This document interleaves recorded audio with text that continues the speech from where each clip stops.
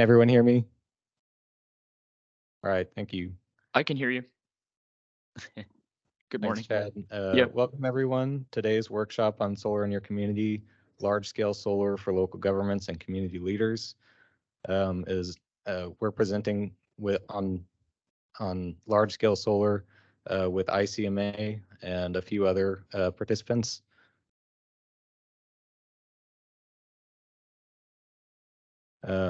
So I am Garrett Colony. I'm an air quality planner in the transportation department here at the North Central Texas Council of Governments. I just wanted to tell you a little bit about the purpose of this workshop and the work we're doing related to energy and solar in North Texas. So today's workshop is being held with the support of the North Texas Regional Integration of Sustainability Efforts Coalition, or RISE Coalition. The RISE Coalition works to engage interested local governments and peer exchange opportunities to support sustainability and environmental initiatives. Coalition membership is open to all North Central Texas Council of Governments members. Non-voting and participant membership options are available. More information on the RISE Coalition can be found at the link in the slide. The slides will be sent out after the workshop. We are also supported and guided in our work by the Texas State Energy Conservation Office, or SECO, the Energy Management Program through SECO. NCTCOG receives funding through SECO to work on energy management and efficiency projects within the region. As part of this work, we've provided webinars and technical assistance on a variety of energy management, energy efficiency, and renewable energy topics. More information on our work with SECO can be found at the link in the slide. I do want to provide a little bit more info on our work with SECO now. Just an overview, some of our goals of the work with SECO include expanding local government capabilities and energy management and compliance with energy reporting requirements. So that goes to the specific task of working with SECO to make sure local governments in the North Texas region are complying with the annual energy reporting requirement to the state. Many of you representing local governments probably heard from me earlier this year requesting you to submit that report. Many of you probably also received the regional energy survey that we sent out earlier this year. The survey guides the topics for the workshops, trainings, roundtables, and the white paper that we develop on behalf of SECO. So this topic was one of the ones chosen through the survey. If you didn't fill out that survey this year, make sure you do in the future, and we'll make sure that the topics that are chosen by the most local governments are the ones we cover. We want to encourage energy efficiency, conservation, and management best practices. So some of the other workshops and trainings we've held include the weatherization workshop. There's a link in the slide to the materials from that workshop. We also held the energy funding roundtable. We largely covered the EECBG Energy Efficiency and Conservation Block Grant during that roundtable. We're holding the solar workshop today. There's also an energy codes roundtable on June 1st. The link to register for that is in the slide. We also have some website resources we maintain, including gosolartexas.org and conservenorthtexas.org. I'll talk about those more in just a minute. Okay. So energy integration, why is the transportation department involved in energy and solar? The transportation sector is electrifying, and that impacts the grid. We want to reduce strain on the grid by improving energy efficiency and management and encouraging distributed energy generation like solar.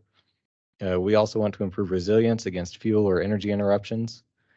Some activities around this topic include trainings and webinars, educational sessions on energy topics targeted at local government best practices, also outreach to local governments regarding energy consumption and reporting requirements, as I mentioned, and maintenance of website resources, including Conserve North Texas, Go Solar Texas, and our air quality funding webpage, which includes a lot of information on different funding sources available for projects related to transportation electrification and air quality in North Central Texas. So some more information on energy integration and solar work that we do. Impacts on the grid aren't the only reason we're involved in energy integration. We're directed by the NCTCOG strategic plan to identify and implement regional measures to reduce air pollutant emissions. as we work to achieve attainment of the EPA ozone standards, which we are currently in non-attainment for. The population and economic growth in North Central Texas make this goal difficult, but not impossible. Regional efforts to achieve solutions that conserve resources, improve reliability of the electrical grid, and support efforts to attain the ozone standard are necessary. One way we can do that is increasing renewable energy production. Renewable energy production reduces emissions, improves resiliency, and improves reliability of the grid. For more information on our work on energy efficiency, you can see the link provided in the slide. And then some more specific information on our work in solar. The SolSmart program, which I believe Scott Ennis with ICMA will talk more about shortly. The SolSmart program is a national program that helps local governments become solar energy leaders and provides 4 levels of designation to local governments depending on their work in solar. You can receive a bronze, silver, gold, or platinum level designation. NCTCOG received a regional bronze designation. 6 other cities in North Central Texas received designations, including Cedar Hill, Corinth, and Denton, which received gold designations. Kennedale, which received silver, and the cities of Plano and Louisville, which received bronze. As part of our regional designation, NCTCOG has some goals. So one of the biggest goals is that we want to secure SolSmart designation for 10 additional North Texas cities. We also want to compile and track renewable and solar data, draft a plan for increased solar deployment, and more. More information on SolSmart, including how to get designated, can be found on our website at gosolartexas.org/SolSmart. Lastly, I want to go over some solar funding opportunities from the Department of Energy. So the Sunny Awards for Equitable Community Solar is a prize competition that aims to recognize community solar projects that employ or develop best practices. Currently accepting applications until July 14th. There will be 50 awards made. There is an informational webinar on May 9th, which is next Tuesday. You can register at the link in the slide. The eligibility and application information is also linked. The Community Power Accelerator Prize is not currently open. Phase 2 is in progress. Phase 3 will be open in December. This prize competition aims to expand a robust ecosystem of community solar project developers by fast-tracking the efforts of new, emerging, and expanding solar developers and co-developers to learn, participate, and grow their operations. Again, more information at the link in the slide. Finally, one that I just found out about and thought was pretty cool was the Energy Efficiency and Conservation Block Grant Program's Blueprint 3B. Blueprint 3B provides an outline of how to use EECBG funds for community solar projects. The blueprints can be used under the formula or competitive grant funding options, and they can be used as inspiration or guide or a specific step-by-step guide of how to use your funds. More information on Blueprint 3B can be found at the link below.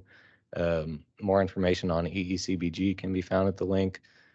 Recorded webinars are very helpful. They offer a lot of technical assistance, including technical assistance specific to each blueprint. So if you're interested in community solar, I recommend seeing Blueprint 3B. And finally, this is our contact information here at NCTCOG.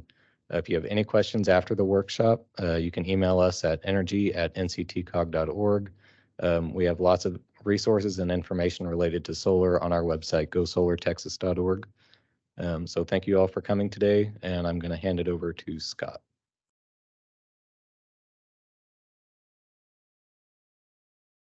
Thanks, Garrett. Thank you. How's this for sound? Is it good? All right. If I get softer or I'm going too fast, definitely raise your hand and I'll try to be a little more clear.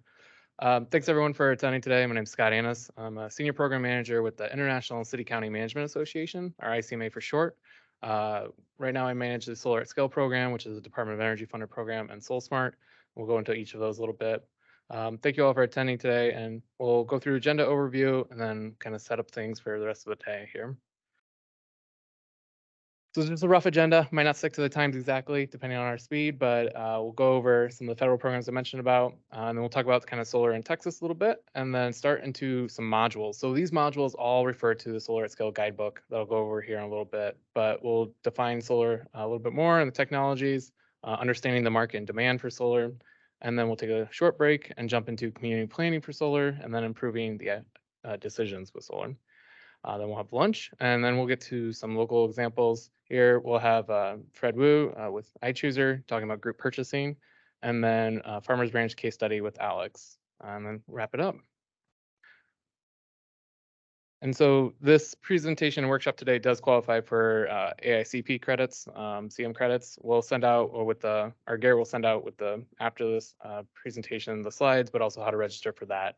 And then also a short survey to go over this workshop. So looking at Solar at Scale, Solar at Scale is a partner between ICMA, the American Planning Association, and Department of Energy. Department of Energy has funded this program to develop kind of two main things. One is this guidebook on large-scale solar, how to implement large-scale solar locally, but then also to do workshops like this throughout the United States. So to do this, we had stakeholders come together and we developed this guidebook of best practices. We wanted to look at practices, permitting, planning, siting, community engagement. How can you really try to help and improve the outcomes of community scale, large scale solar projects locally? If you guys haven't already downloaded the guidebook, there'll be a link to it here. You can also just do a quick Google for Solar at Scale guidebook. There's an updated version that just came out and we'll be updating again next year. And we definitely encourage you to read through it. There's 8 modules, and we're only going to briefly touch upon module 1 and 2 today, and then go a little deeper into module 3 and 5. So there's definitely a lot more to read there. And then here's just some quick context from some of the presenters today. In the slide that will go out, you'll get the context from also Fred and Chris will be added to them. So jumping into SolSmart. As Garrett touched upon, there's definitely some designees here locally. We encourage everyone to get involved with that. So this is a no-cost technical assistance program that will help you implement some of the best practices with solar at all scales. We definitely have a large focus on rooftop solar, but definitely includes now large-scale solar as well. While it's no cost to join the program, it does require some staff time. We try to provide a lot of templates and trainings to help you work through. And the idea is to meet some key criteria. Once you implement those best practices, then you're designated that bronze, silver, gold, or platinum. It's led by ICMA and IREC, and again, also funded by DOE. You can visit soulsmart.org to learn more about it, but definitely encourage you, if you have any interest, get in contact with Garrett, Lori, myself as well, and we're happy to get you started with the program. We can do a free consultation call to go over the benefits. Definitely see benefits once communities have gone through the program. You see an increase or reduction of the permitting time. You can definitely see an increase in solar. And so it's been funded for another 5 years going through 2027. And we hope to then get some more communities here in the Texas region involved. DOE also has funded the Solar App program. If you haven't heard of it, it's a program that's run by NREL, or National Renewable Energy Labs. It's also a no-cost program. Their focus is to get the permits out almost instantaneously or one day, integrates locally with your permitting. Right now it's being piloted across the US. In Texas, I believe just Houston is piloting, but that's definitely another great resource that you can explore to learn more about instantaneous permitting. So now I'm going to turn it over to Michael Martin to kind of give a kind of the local context here of solar in Texas, and then we'll jump into that module 1 and 2 and the incentives.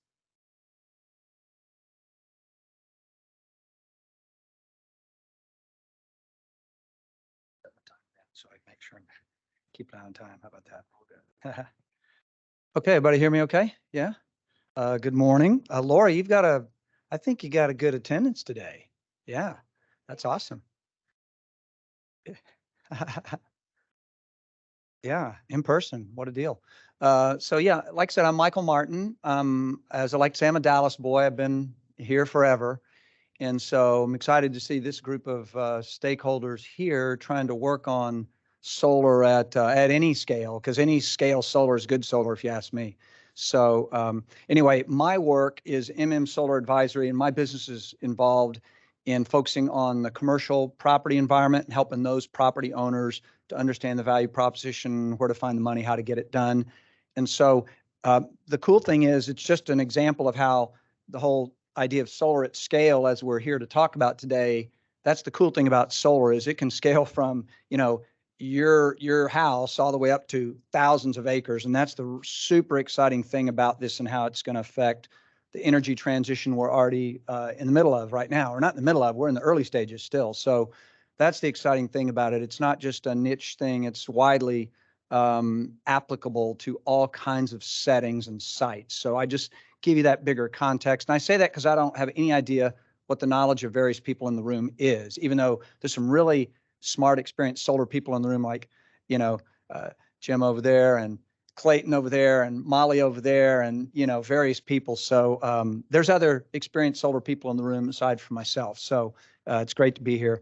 And the other thing I wanted to highlight is that Garrett mentioned, kind of 3 E's, the impact of solar in terms of economic value, the employment value, because it means a lot of people got to go to work to build this stuff and to plan to build this stuff, and then the environmental stuff. And, again, Dallas guy, out of compliance with EPA air, oh my goodness, it's unfortunately been going on forever. So hopefully this will be one of the things we can do to contribute to getting in compliance, and everybody here in the room maybe can do something to contribute to that. So if there's any questions, I've just got a few slides to go through here, kind of setting the stage, as it says, for what's up in Texas with solar now. Any questions, just let me know. I'm happy to have this as interactive as y'all like, okay? So whoops, touch that. The fact that we've got 17 gigawatts is pretty impressive. As you can see, it's number 2 in the USA right now after California. So Texas has had an incredibly robust solar market. Most of that is out in big scale solar that the day is going to focus on. And then there's also other markets such as residential and commercial. But the other thing, the outlook for the state of Texas, as you can see there, within the next 5 years, we're expected to become the #1 solar state in the country. So, and that makes sense as well because, what we're number 2 in population, number 2 in economy. So it's us in California at scale. So that's no surprise. And the other thing, everybody knows really around the world how famous Texas is for the wind production as well. So it's great because the complement is fantastic. Wind produces about 4 times the amount of power in the state right now that solar does.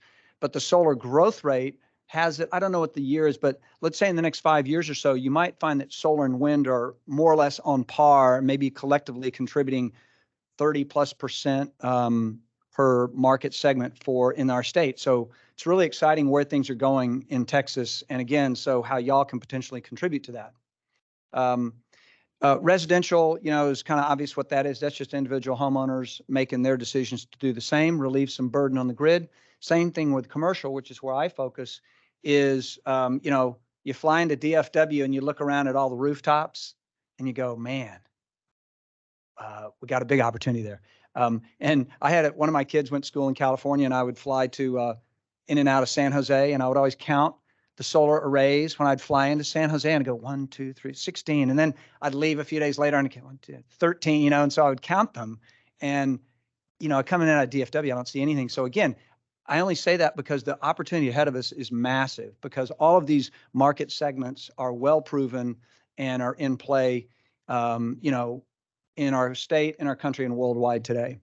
So let me carry on here to some issues relative to the, management of energy in Texas and the Public Utilities Commission and the Reliability Council, the people that we hear a lot about right now, along with the legislators. And we won't talk about what's going on in Austin, other than there's a lot of interesting things going on in Austin. But they obviously have to do a lot of work to help accelerate, reduce soft costs, speed things up. That's a big purpose of what, Scott and crew are up to, is how can we do this better and faster and more efficiently?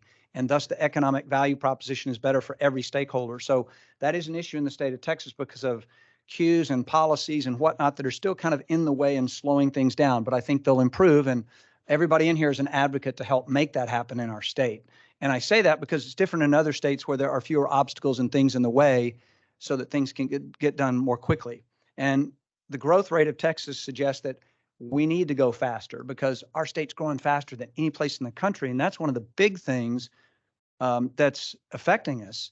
It's not that just things are more electrified. Efficiency is improved, but there's more people coming here that to offset the efficiency of all of us in the past years in Texas. So everybody wants to come here, and they're going to keep coming, I think, right?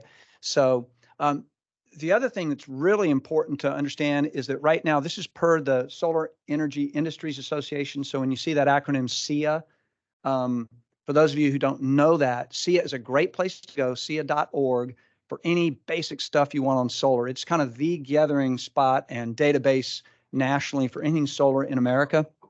So I encourage you to make note of that. But 10,000 or so workers in the U.S., that's probably I don't remember if that's a 21 or a 22 number, but that's going to grow substantially. And this is really, really a big thing, because employment and providing good quality jobs that pay fair wages, living wages, whatever language you want to use, the solar industry pays well above the average of the workforce in America. And because of this massive growth opportunity, it's not just a job for now, but it's a career. So this is also a big thing for all of us to encourage and promote and remind people that we need a lot of people to make solar work at scale, at any scale, whether it's on my home or your home or a building, this building, or 1,000 acres. We need a lot of people to help engineer it and get it done. So that's fantastic, because it does drag lots of work and local work. That's really cool too. So it's really all about local economic development, workforce development, and environmental value proposition. And the growth projection, who knows? It could go faster. We can be more than 2x in a few years, the rest of this decade. And as I already mentioned, the pay is outstanding in solar. And then the other thing in incentives, there's a great national database called Desire, as it says there, desireusa.org. That's kind of the place to go for, they do an amazing job of keeping up with all the incentives.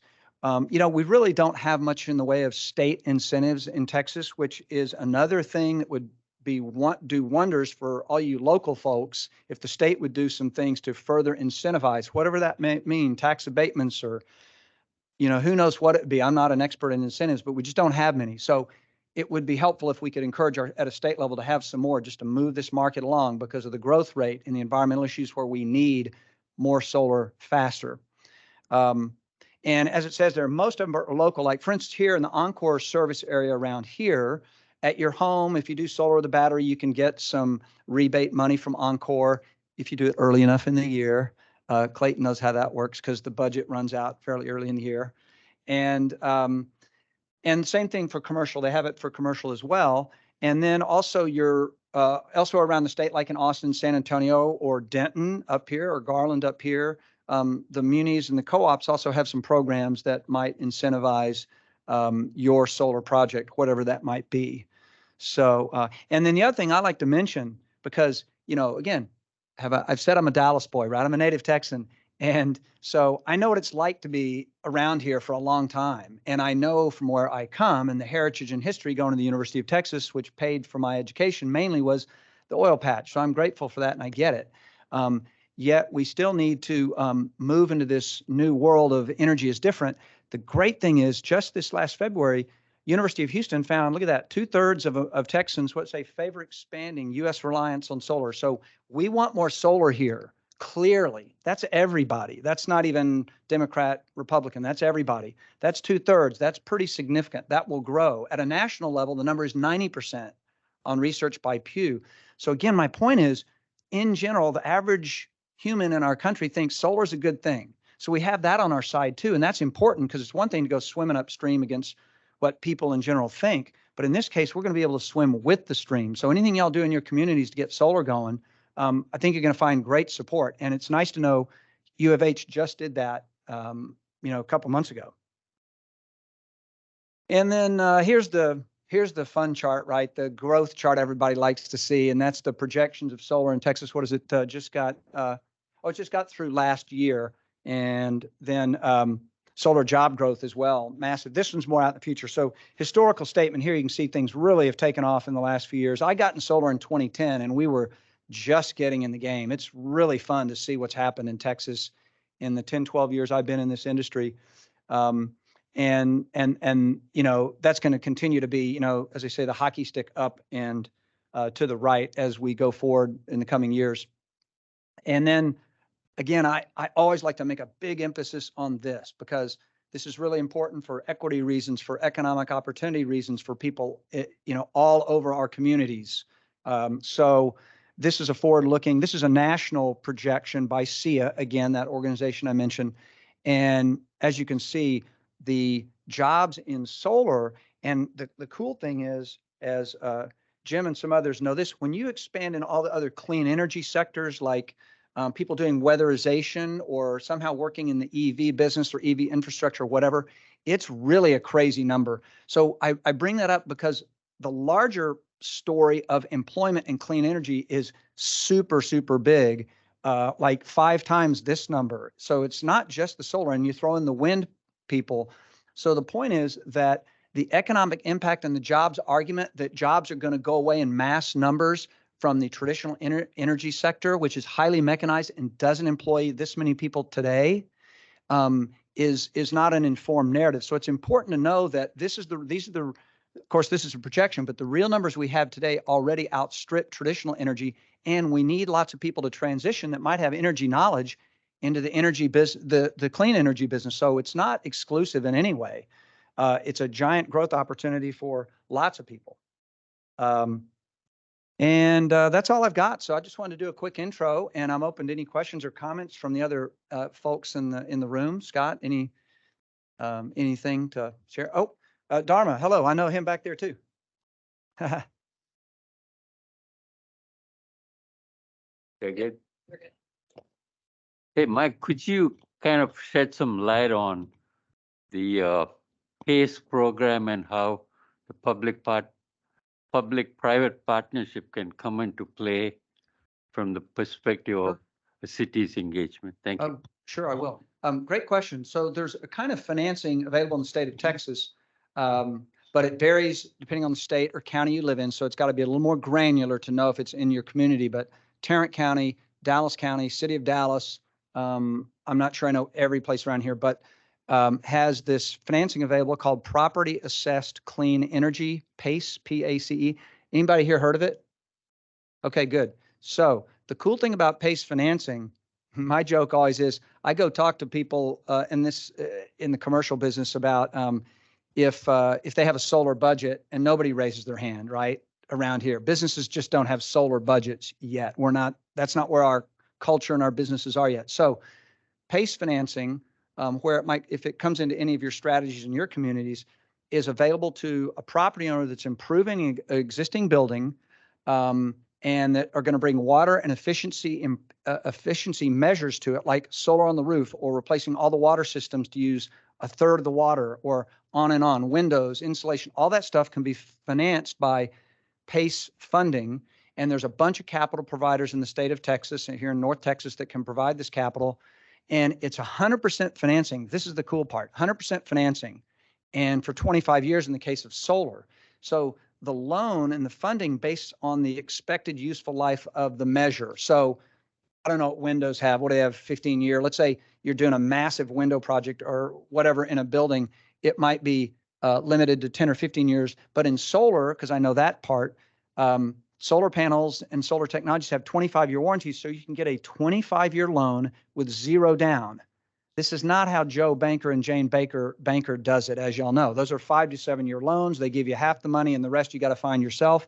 So PACE financing is super important to anybody in your communities where it's already been passed and is available by the local government authority to fund a solar project if they want to do it and they don't have any money set aside, but they can pay for it in the savings and the tax credits and all that. So does that answer your question, Dharma? Okay, and we can talk more about that as you want, or again, you can go to pace.org or pacenation.org to learn all about PACE. It's great capital.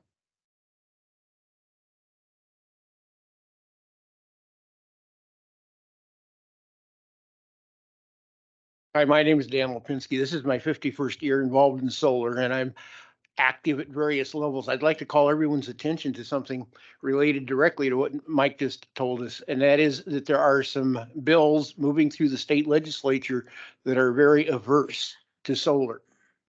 Now, I don't have a complete list with me at this time, but that information is available. And when I say averse, it raises costs, it raises barriers, it makes it a lot more time intensive to install the solar, all kinds of things, more in favor of natural gas and other resources.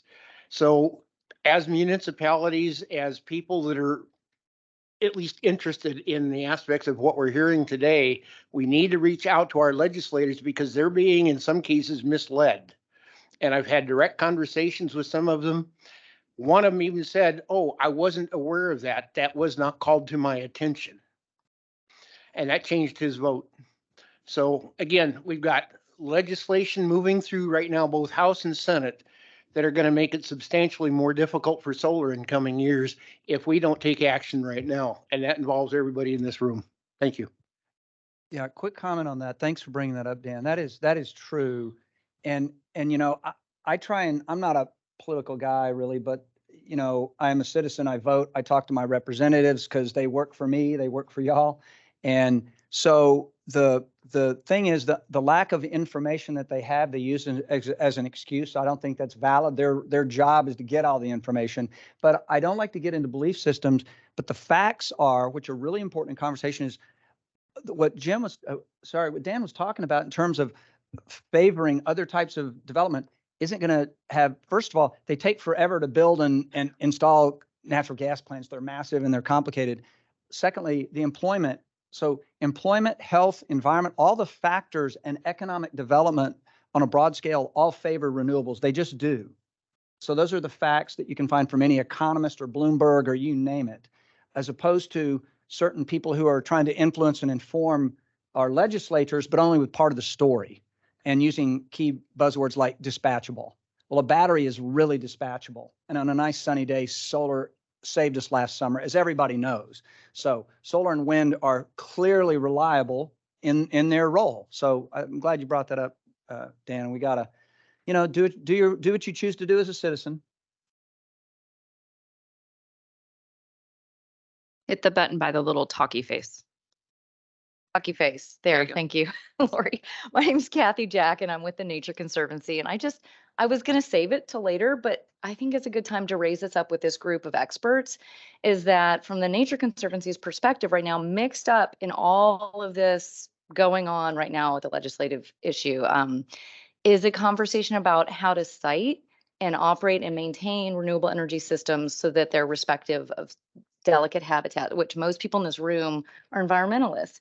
So I feel like we have to get this right. If we care about renewable energy in Texas, we have to bring into the discussion early on, how do we influence siting so that we reduce this conflict, reduce the likelihood of the increased fees and the success of efforts to sort of slow it down. Great point you mentioned, and I'm delighted you're here from Nature Conservancy, a supporter. Here you go. And the other part is, here's one you hear about, oh, those wind turbines kill a bunch of birds. Ask anybody ask a Doug, a dumb old utility guy. And I say that because that's what they call themselves. I know a lot of people in utility business, historical business. They used to have, does anybody here know? They used to have a report daily. The squirrel, bird, fox, you know, the report every day about how many animals were harmed or killed around a traditional power plant. So that's kind of the story of traditional power, and wind projects in particular do migration studies. They try and avoid all those things, as well as, you know, studies on the ground to ensure that we're not having any negative species impact wherever we site a solar project, which might take up hundreds of acres. So I agree completely with what she said. And I think that overall the history is the clean energy industry overall has been quite good about getting environmental studies from an independent entity that can report. Everybody can read it and say, okay, here's how we can do that project, and here's what we have to look out for. But there's a lot less impact on human health and planetary health with clean energy than with traditional power plants. I mean, think about it. You know, the toxicities gone, at least at a human level, right? And as long as we look out for, you know, the wildlife, then we got it. So anything else, or do we need to move on, Scott? Up to you. You're the MC. I know Far. Go ahead, Far. Hi, I'm Far Andrews, City of Dallas. I really like the way you described the employment scenario as not just a job, but a career. And I wanted to And then your illustration showed different skill levels that are required to make this happen. I was wondering if you had any idea where the biggest gaps are, like where are we experiencing or where are we needing more skilled operators? Is it operation and maintenance? Is it installation, manufacturing? What does that look like? Yeah, great question. I can't pretend to be an expert there. I can speak about locally because, as I like to say, solar is like politics and real estate. It's very local. So what I know here is that we need more installers. There's enough solar companies running around DFW, but that's a whole nother conversation. And operation and maintenance, is unless you're doing large scale solar, which we're going to be talking a lot about today. Solar at home and commercial level doesn't need a lot of maintenance. I mean, it's got sensors, and if something's up, you'll call an expert to come and check it. Or if you have some strange weather event or really heavy pollen in the spring, you might need to clean it, but they're super low maintenance, almost zero. It's fair to say there's no maintenance on a solar plant. Now, if you're in West Texas where there's lots of ag and dust and all that, absolutely. That requires regularly scheduled maintenance on a monthly basis just to keep it clean and performing at a peak. So there's lots of employment opportunity at solar at scale for sure, in terms of installation and operations and maintenance of those much larger scale solar farms. So those aren't going to be in our region here so much, even though we've got some sizable projects in North Texas. There's some real estate around here, but we know our real estate's a lot more valuable for growth, city growth reasons. It's not going to become West Texas for solar in North Texas, I don't think. And then the other part is I think there's lots of entrepreneurial opportunities for those who are of that mind. Like I became an entrepreneur at 49. Like, how crazy is that? To get into solar. So there's that opportunity too. So I would say it's all over. But right now, I believe there is a real need for qualified, skilled installation resources, which is the big, darkest bar up there. And that's a certified training curriculum to be to become a certified installer. And the question is, is there training? Yeah. Yes. Oh yeah. There's all kinds. There's various levels too. And this is an area where, Dan could probably give us all the expert details on that. But the good thing is that for instance, I'm involved with a local nonprofit that's training folks in 2 days to know that they can get on a roof. They know how it all fits together. They know how to install panels and do the basic job as long as they've got a manager guiding them and reminding them. So there's really good things happening around here to start building this local solar installation community. And there's also a national certification. And if you want to be the master electrician involved in this, that's different than if you're an installer. So there's all kinds of roles that are really important in this, depending on what your interests are, or maybe your base skill levels. If you're an electrician, you could become super busy in the solar business by being engaged and bringing that expertise to a large scale solar project. So, James? Yeah, my name's James Ornstein. The comment I'd make about the training and certification stuff is in the state of Texas, there's no actual certification for somebody to work as an installer. So some companies actually want to train somebody themselves. So the value of going through a training program is, kind of varies on which employee you're trying to work with. And the other thing I was going to say was that part of the issues with workers in Texas is that there's requirements that you have to work with a master electrician in order to do anything. And that can go so far as they claim that a racking on a roof is an electrical installation because it eventually gets panels put on it, which has electrical things. So there's some kind of detailed nuances as to what kind of training will get you what kind of entry into the job market. Yeah, so certainly if y'all are doing large scale projects, in and around your communities, you're probably going to really know the skills and qualifications of your, intended, provider and installer and EPC. So, check out their certifications and how skillful they are and how they've done that in an effective way so they can do a great job for you. So, all right, fun. Hey, I'm going to be here all morning. We can talk wherever and whenever we get the opportunity. So thanks for the time this morning, and back to you, Scott.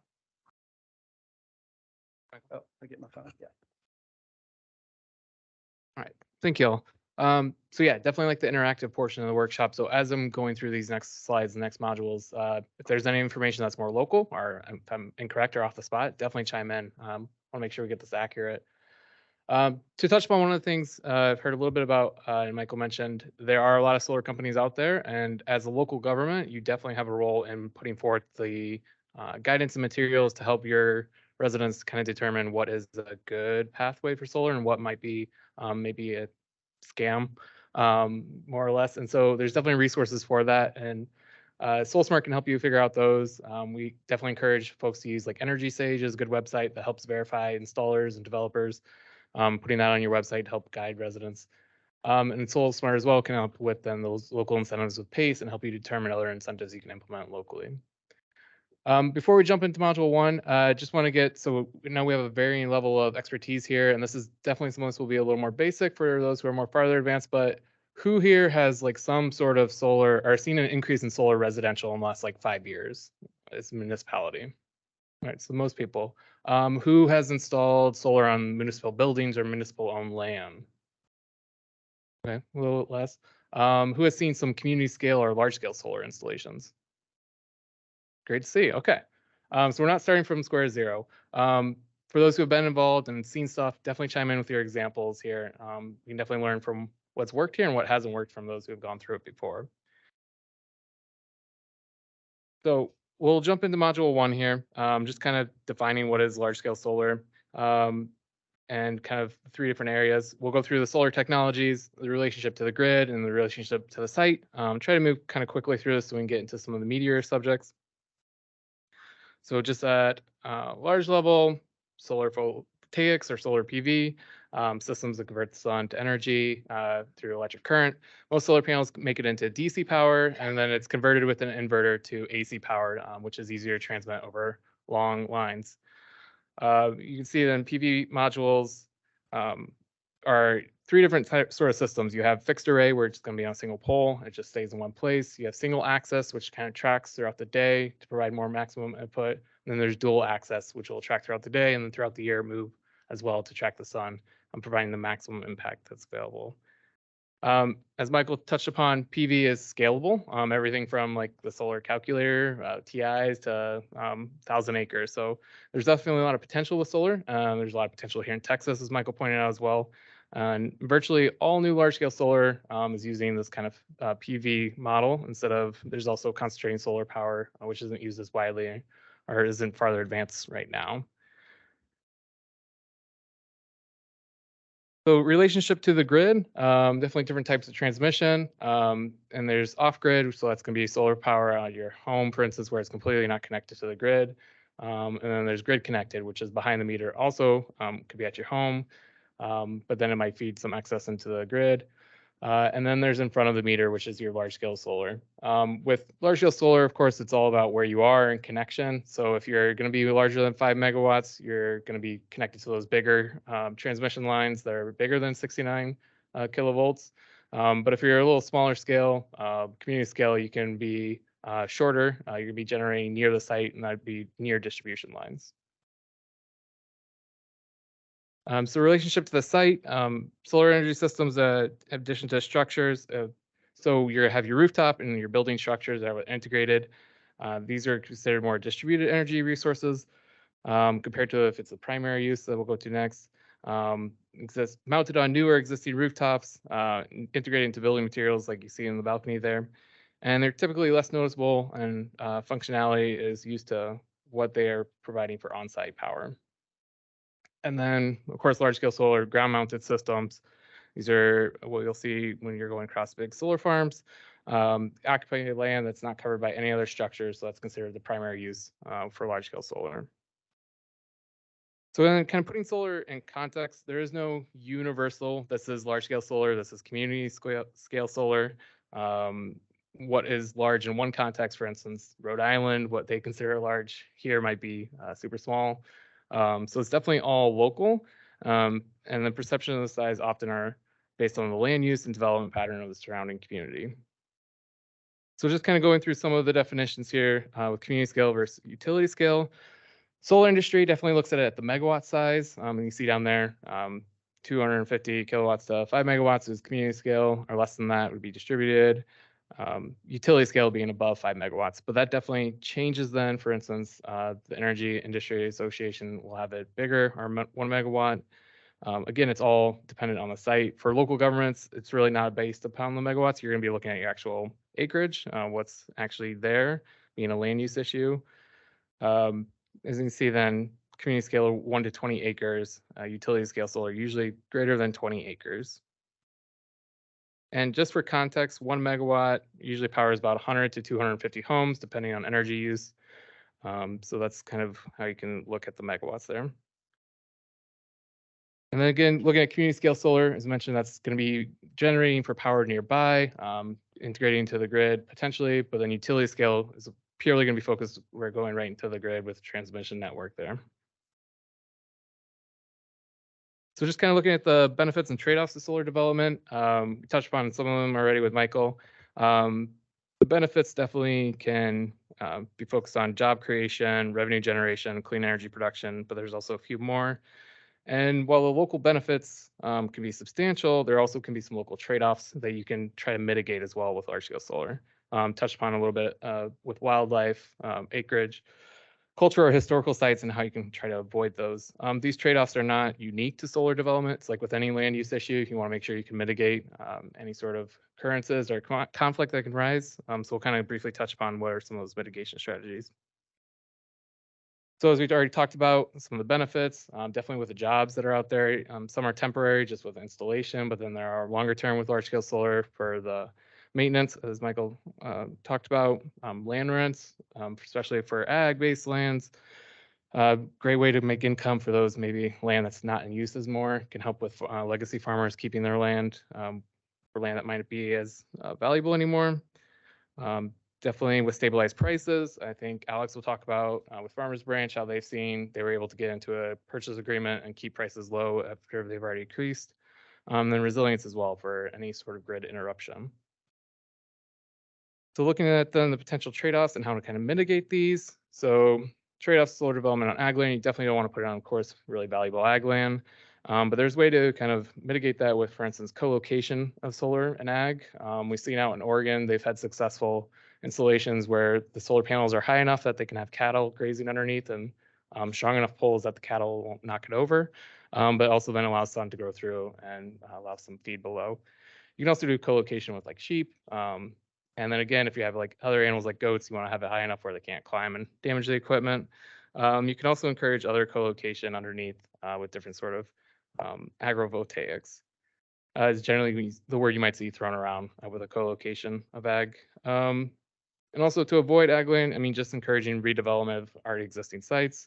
And Alex, again, with Farmers Branch, will touch upon like landfills, for instance, capping on top of those or other brownfields. So for culture, you can encourage or require screening to hide the visual appearance of solar farm from what might be a cultural or historical site. You can definitely require construction practices to be low noise if it's near a historical or cultural site that might have people with it. And of course, you're not going to plant a solar farm on a historical site, so avoiding all that. So with wildlife, encouraging or requiring fencing that can allow wildlife to pass through. You don't want to install on a wildlife sensitive area. Try to make sure to be as friendly as possible with that. You can encourage native ground cover or pollinator friendly ground cover with your solar installation. And with that as well, then you can have bees, beekeeping. Enron has some great studies about the effects of the pollinator friendly plants and solar, and then how it can help with the local bee population. You can also have vegetated buffers to make sure you can provide some sort of additional habitat to wildlife. It can also prevent runoff for nearby streams as well. Of course, with any large scale solar, you want to discourage the destruction of trees and putting it on ecologically sensitive areas. And the last one, change to scenic views. Similar to kind of cultural historic sites, you can require screening to avoid that trade-off. You can also require buffers of tree or vegetation planting. So jumping into module 2, just kind of trying to understand the market of large-scale solar development. As local officials, I mean, you're aware it's definitely a lot of different scales that are going to be affecting the market at the federal, state, and local level. So we'll kind of go through here the trends then of what is driving the demand for large-scale solar. You have the declining costs, clean energy plans, and then the growing demand for space. Michael touched upon solar is growing, and that's partly because of the declining cost. Technology has improved dramatically, has really brought down the cost. The reduction of soft costs, which our programs DOE is trying to push as well, and then the economies of scale for large-scale solar have really make it cost competitive. And of course, there's a lot of incentives then at the federal level that we'll touch upon a little bit that have been driving down the costs. And from that previous chart, Michael showed that there was that huge increase in 2021. That was probably in part because of the tax credit. That was what's set to start expiring after 2021, has been extended, so we can continue to see additional growth then in solar. So in addition to declining costs, what also driving demand is clean energy and climate action goals. Texas, I believe you guys had a renewable portfolio standard, RPS, that was set a while ago. That was set by 2025. You're supposed to meet like 10,000 megawatts. I think that was met in like 2009 and has far exceeded that. But it's definitely a driver. If there's local climate action plans, you can help drive then demand for large scale solar or 100% clean energy goals as well. And then the demand for space driving. So with the amount of growth in large scale solar, of course, there's going to be some additional land that's needed to meet this by 2050. It's less than 1% of the land of the US. And for context there, that's 4 to 10 million acres. Size of Delaware is about 1.5 million acres. Part of that, though, doesn't all have to be new land that has to be redeveloped. Definitely going on land that's already been sited before, with brownfields, landfills, stuff like that. You can see an increase. So on average, 7.5 acres per megawatt, and that's nationally. I've heard locally it might be closer to 4 to 5 acres per megawatt in the land that it might require. So influences on local demand as well. As touched upon the federal policy, the ITC credit definitely saw that increase. That was extended under the IRA federal funding policy recently. That policy as well extends then tax credit for through 2030 or 2033. Giving that 30% tax credit, but also then it offers a lot of bonus tax credits. There's also a lot of now tax credits for solar storage. So you can definitely get up to 70% of tax credits now with standalone battery storage. And so those tied along are going to definitely be driving the demand for large scale solar. I believe Mission, Texas was the first to use that standalone tax credit for battery storage. They have a 200 megawatt facility down there. So there's a lot of stuff in the pipeline that's going to be coming down from that IRA tax credit, and you can see an increase in locally in that demand. Of course, then there's state policy, local policy, RTO plans, and then incentives. Hey, Scott, Yeah, may I make a quick comment there, please? of course. Back on the incentives. Yeah. Again, for those of y'all who have various nonprofits in your communities that might want to engage and do solar, a really big thing that's been missing forever is we've all heard, well, perhaps you've heard about the investment tax credit. That means if you don't pay taxes, you don't get it.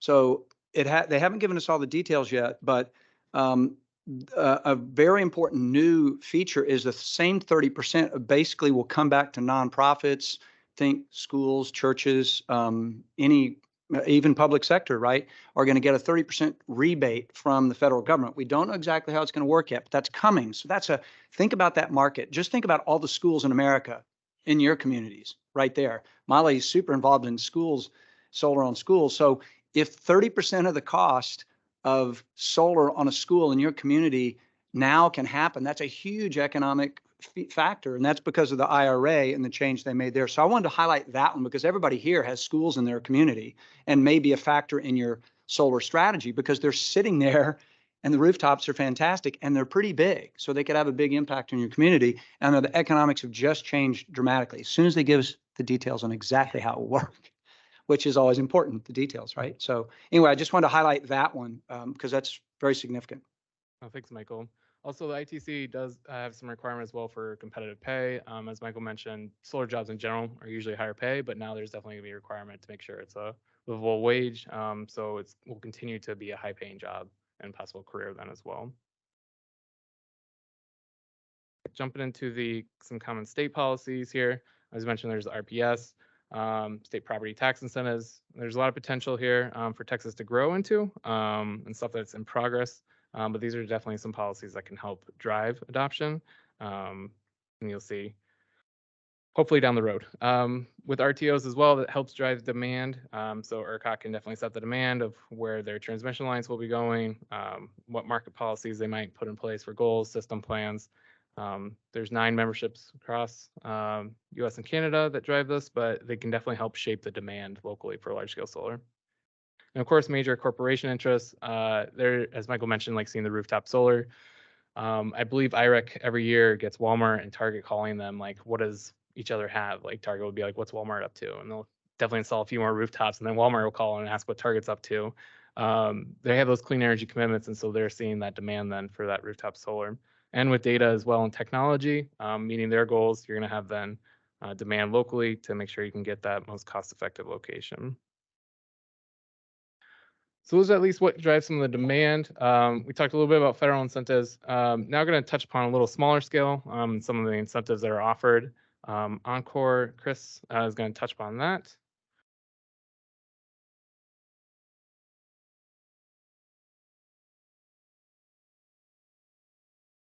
So Encore subsidized, incentivize projects, residential solar projects, $1,000 residential. However, battery backup is required. No minimum battery size. Battery must be commercial solar is a little bit $1,000. House solar project is defined a little bit interesting, not per campus.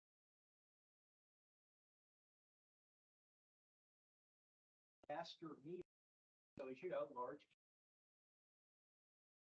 several separately master meters, and each eligible dollars. Example, a year ago, we had somebody in a retirement home. They had the air conditioning system on. The rest of the building. Incentive. So the requirement you have to go through. This does not mean Encore. This means a provider who signed up with us and met some minimum vetting that management department, and the project must reserve funds prior to starting construction. Well, we already built something. Incentive, the answer is. If I click on that link there after you get this presentation, feel free to do so. There is a lot of great reading material. If you have insomnia, it will cure it. I promise you. You can reach out and contact me anytime. One of Encore's things is to be trusted. So customers call me all the time and say, somebody came and knocked on my door, gave me a brochure. They help me understand what I'm really solar batteries power from. That's me being an engineer and geeking out on you there. But feel free to call me anytime if you have questions, if you are a solar company who would like to sign up, if you would like to know how you can get solar projects going.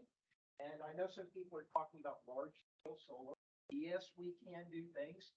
However, at this time, we do not incentivize power purchase. Leasing issues where somebody owns the solar and it's. But if you have any questions or concerns, or you say my project, I'll be limited. Give a call. That for you. Get you some money. I have a box of cards over there by the signature sheet. Please take one and reach out to me anytime. Did you want me to take Q&A? Yeah, we got Q&A, I think is next. So, yeah. Yes.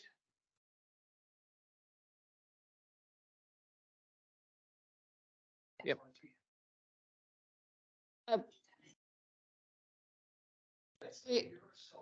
Sorry, can I jump in for a second?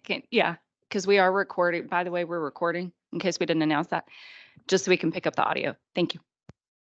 This is Far Andrews, City of Dallas. I had a question about one of the bullets on your slide where you mentioned only approved service providers may be submitted with for this project incentive.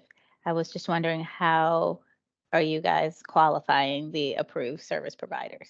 Okay, so let's say that well, this is great. I don't have to yell as loud. Let's say that you are a solar company and you said, I would like to become an approved service provider with Encore so that I can be listed on their website and projects I do can be incentivized.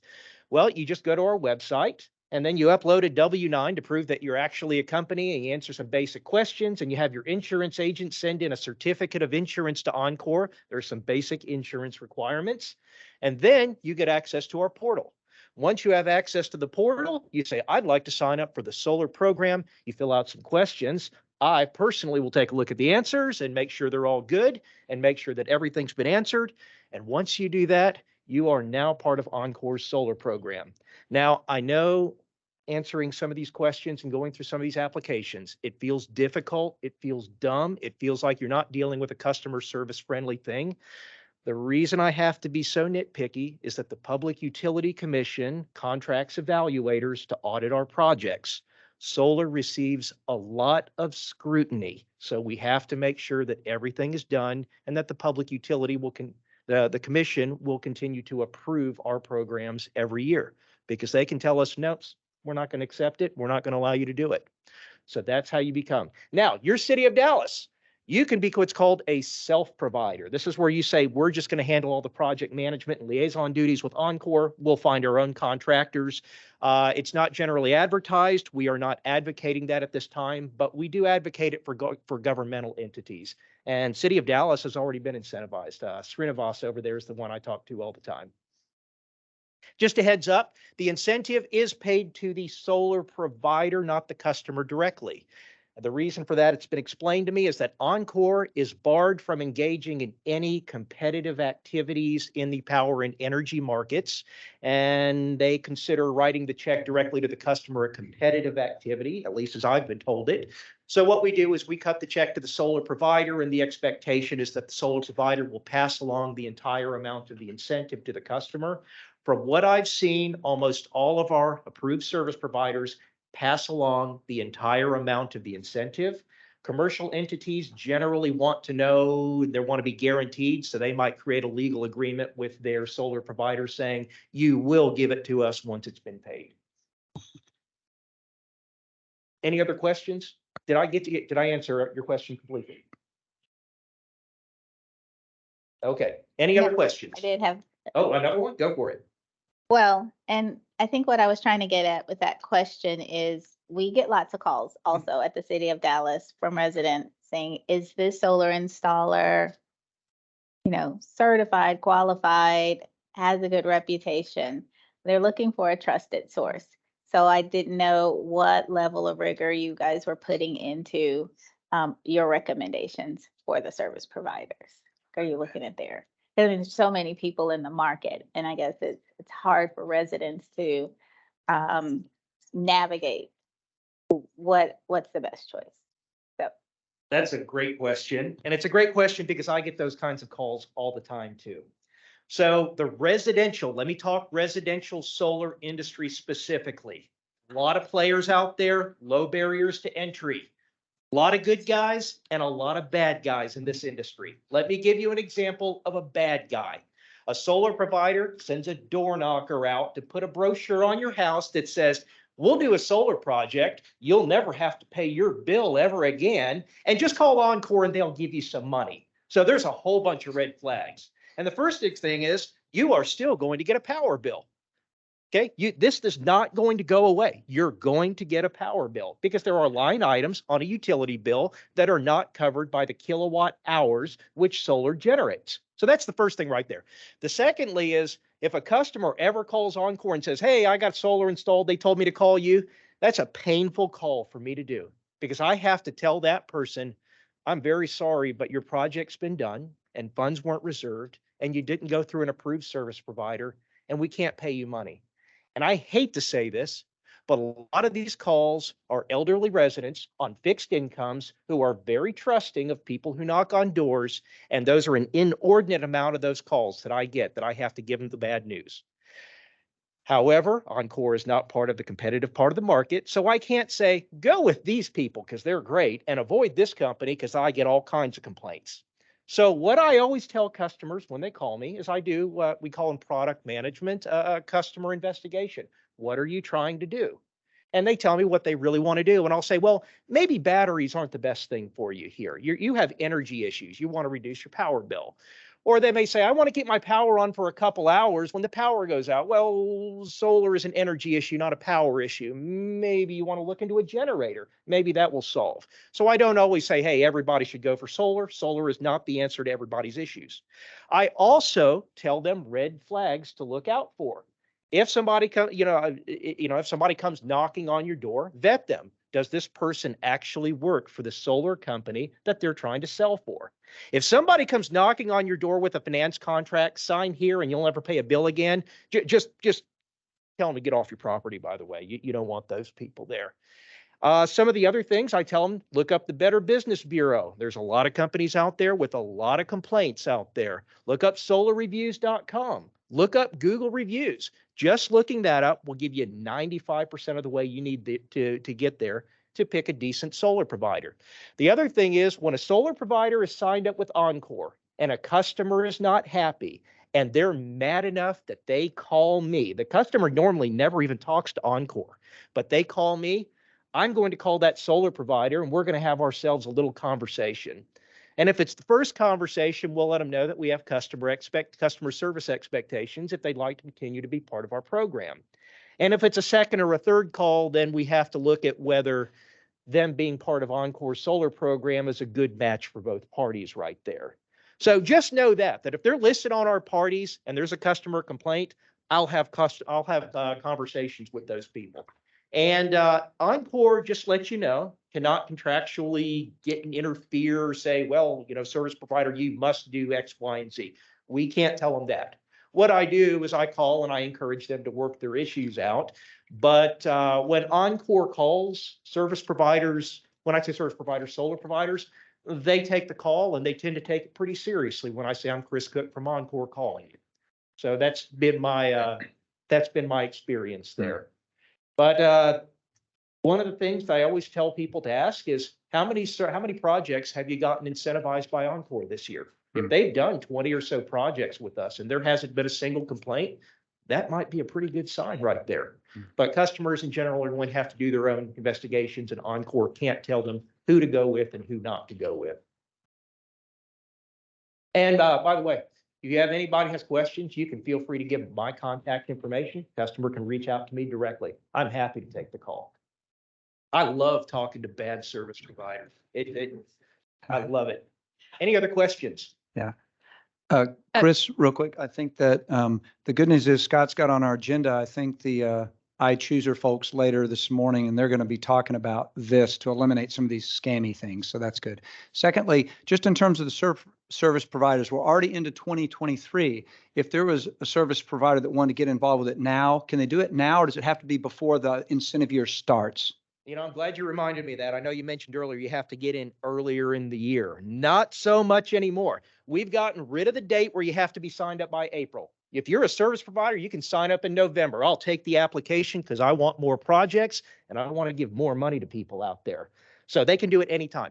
In the past, before we had the battery requirement for residential, the program budget was exhausted in a month or two. You had to get in very early in the year. Once we had the battery requirement, that slowed things down. Batteries are not cheap and a lot of people don't want them, so they won't submit those projects for an incentive right there.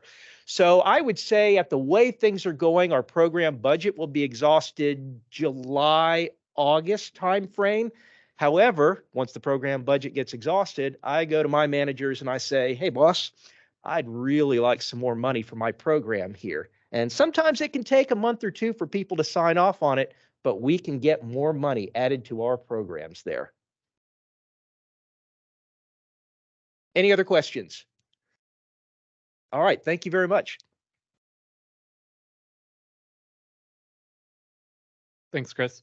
And yeah, as a local government, definitely getting out that community engagement resources if you can. Having a solar landing page on your government website where your consumers and your residents can log on and see like, here's some listed resources from the government can help reduce those calls. So as another federal program, we can't say one provider or the other, but we encourage, like, for instance, using maybe Encore's database or that Energy Sage database, and then having other consumer protection resources on your website, help pointing to, here's what actual financing can look like. Is this realistic? Here are some red flags to look out for as a consumer. So as a local government, you definitely have a role there, what you can and can't do. Any quick questions on module 1, 2, or Michael's presentation before we take a quick break and jump into the other modules? All right, so 10:16 now. We'll give 5 minutes. Start here again, back up. There's some coffee and drinks in the back, and we'll start in here shortly.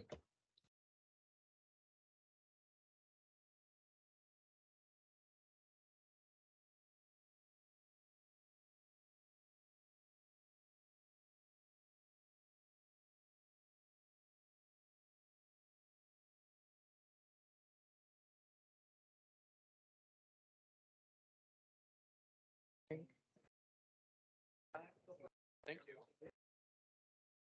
All right, he'll jump on that.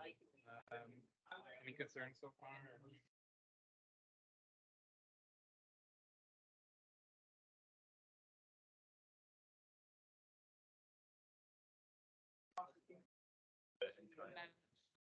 Yeah, Brian's gonna expand that at the end.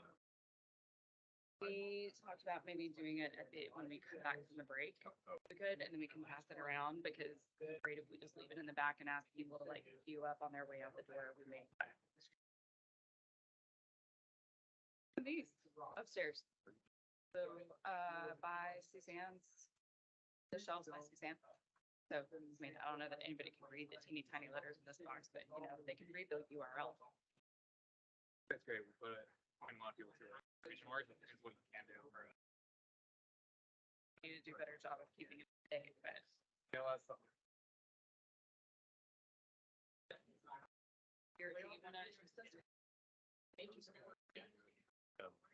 I don't really understand it.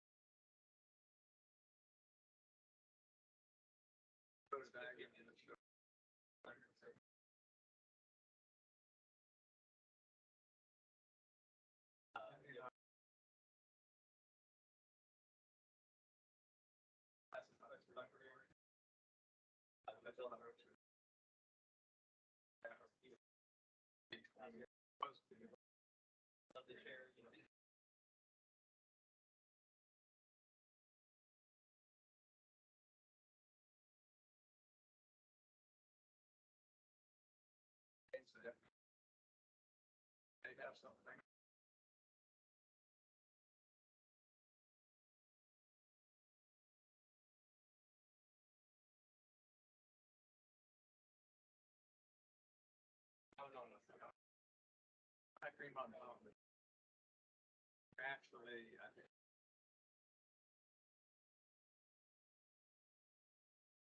So, and they can't on information, but and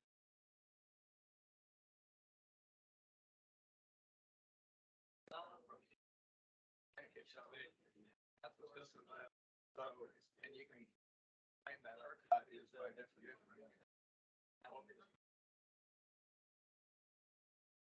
Okay, so that was building stuff. Used to do that, which was the translation. So that is, sorry, they define things, they.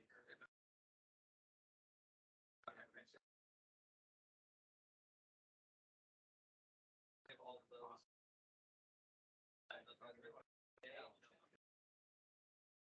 All those community solar cares, they can. Sales to. That's kind of the definition. Up with you. Targeted to yes. I just a lot of that. Solution. I think it's because they have a goal for him. Yeah, we have another update.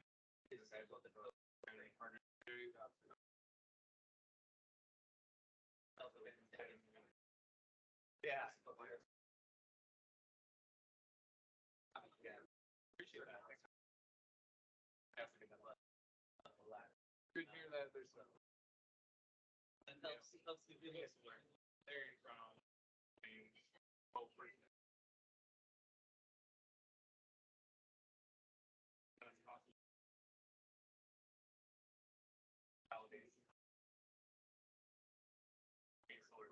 You're saying that it's not. Yeah, I would agree. Well, no, I'm saying that, and that's the issue, is we want to create something that helps the community. They can spell it from. Solar plan. I like, so I know, solar plan, they can say that it is public. Always interesting, so if you're trying to sell something in here, really.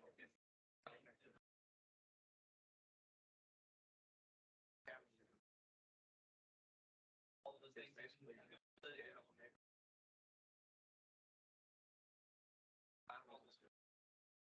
you know, if you're really trying to hard to go, it's some city, they're going to say some of your bigger dollars. Don't care.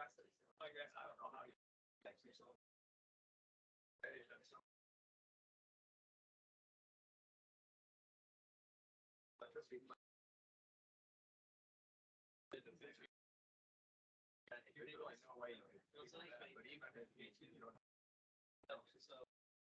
So you got it wants to have their own growth.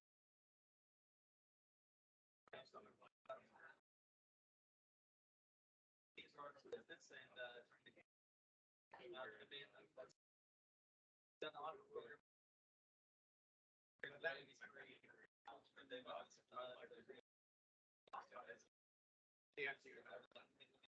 Similar to 3 nights here. That's all you guys team. I was raised in question. I've got this stuff.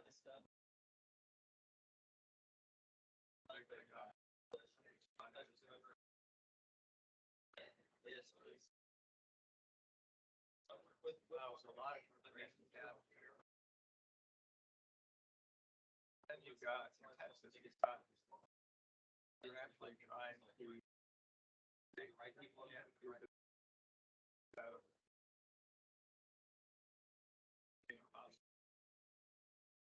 state of Texas is. All right, you're working on.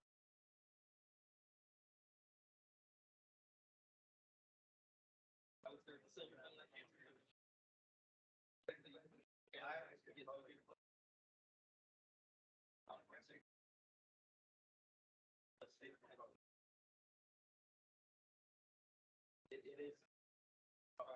it is.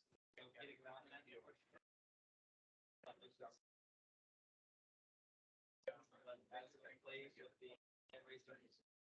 creates the low price. I wouldn't want to say that. I think that yeah. We get people signed up this coming weekend.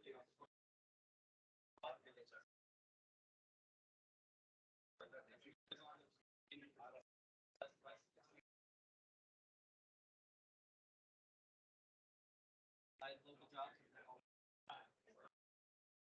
Good to visit with you guys.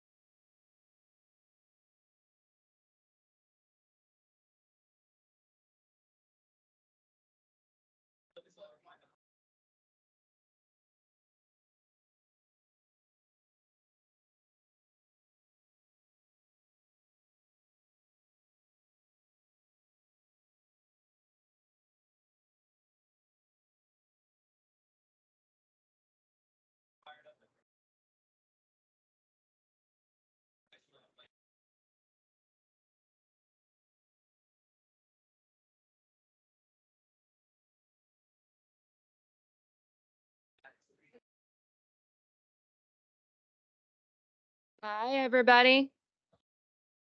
We're going to call everybody back to reconvene at the end of the break. I'm really glad everybody is mingling. That's why we did this in person, to facilitate some mingling and networking.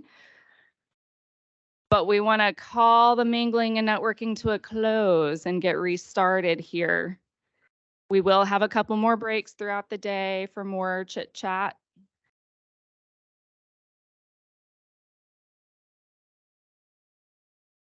So I'm going to hand it over to Brianne from our Environment and Development Department. We've got a couple quick announcements, and then we're going to keep going through the agenda with the next module. Brianne. All right. Hi, everyone. Like Lori said, we're going to come back from the break. So when you get a chance, please take your seats. Couple quick announcements. One, I'm seeing some folks taking pictures of the slides, which is great. Feel free, but also these will be posted online following the workshop, and we'll send those out in a follow-up email to our attendees today and also online. Yes, and then the Wi-Fi password and information, it's on the wall back there, but it is NCTcog guest, and then the password is Rangers exclamation point, all lowercase Rangers exclamation point. And then quickly again, we're going to be passing around this sheet, which is our in-kind match sheet. Essentially, this workshop was funded partially with federal funding. And so if you are being paid to be here at this workshop today by your organization through funding other than federal funds, so state, local, private funds, if that's how you're being paid to be here today, please fill out this sheet and we will be able to log your time and get match back from the State Energy Conservation Office to continue funding programs like this. So if you have questions about that, feel free to ask me. I'm sitting in the back, but I'm going to send this around for folks to sign. Thanks.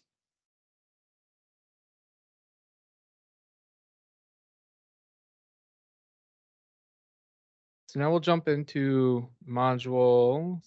Oh, here. Module 3, Chad. We're presenting Chad Lawrence with Cadmus.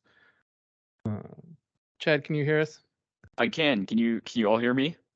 Yes, we can hear you. And we do have your screen up if you want to turn on your video. Oh, great. Let's make sure that that's working. All right.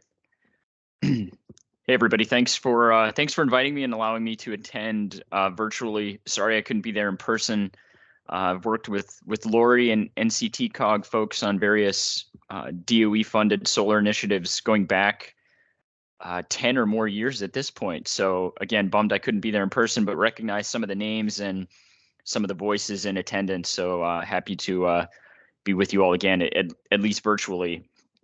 I'm going to go through some of the community planning involved for large scale solar development. And again, the key here in terms of what we're talking about is large scale and in some cases sort of very large scale solar, not rooftop and smaller solar canopy projects or capped landfills or rooftop, but these are big solar projects. And what we're seeing around the country is that some communities are sort of taken aback or surprised when they get developers proposing sites that are 250 or 300 acres in size. And so one of the most important things that communities can do is to develop some sort of plan, and those can take different shapes and forms. Next slide. So the type of plan, it can be a resolution or order from local elected officials. It can be part of a comprehensive plan. There are functional plans that get into a little bit more detail, sort of larger swaths of land that might be eligible or suitable for large scale solar. And then sub-area plans go into even more detail. So I'll cover each of these in turn. So, excuse me, resolutions and orders are form of political support for updated plans. A legislative body issues a policy statement. They're not typically legally binding, but it is, expresses sort of why solar is relevant, maybe puts developers on notice that it's something that's being considered in the community, and then outlines specific policies or plans regulations that might impact large-scale solar development. So not legally binding, but at least sort of give a direction. One of the things that we've seen when communities are caught by surprise on the next slide are development moratoria, and these are they by definition are temporarily suspending applications for one or more types of land use approvals. They need to articulate sort of a time to study the issue and then be able to thoroughly craft a plan or develop regulations. We've seen this in particular in New York State, where a number of more upstate and rural communities have been, again, surprised by solar developers wanting to develop large swaths of land, and they wanted to take a pause to be able to figure out sort of where should it go, what are we asking them to provide, what is the character of those different communities and how solar interacts with that. But again, it should be temporary, and what we, nobody really wants to see is that it's sort of an ongoing like banning of solar in a community, which doesn't make a lot of sense based on all of the things that you've heard previously. And again, what's driving it, as you've heard, is the fact that solar costs have come down so dramatically. Battery storage costs have also come down dramatically, and we're looking to electrify transportation, any heating, and then also provide electricity from a number of different sources to make it both more resilient and also less expensive. And so as solar has become less expensive, it's just there's a lot of demand for that type of electricity to be put on the grid. Next slide.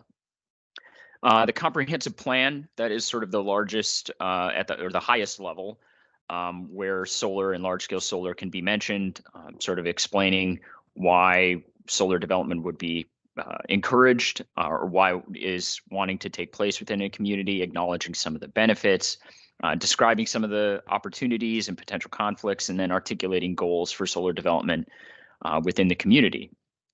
An example of that on the next slide is from Plano. And I think it was 10 years ago, we did a workshop on soft costs. And shortly after, Plano, I think, started one of the first solarized or group purchasing programs in Texas. So that was really exciting to see. And they have a good example in terms of their comprehensive plan, articulating the different policies and actions, and sort of outlining why solar is a priority and within the community.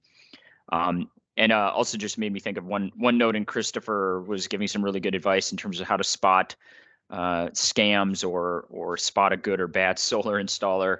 I also always recommend that folks get at least 3 quotes, just like if you wanted to get any other type of work done on your home or somewhere else. You don't just go with the first person who gives you a price. It's always best to get a number of different options and not necessarily pick the lowest bidder.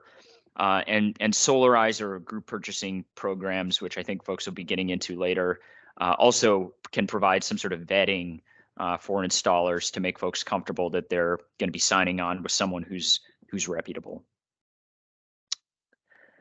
The next, sort of working down the list in terms of functional plans.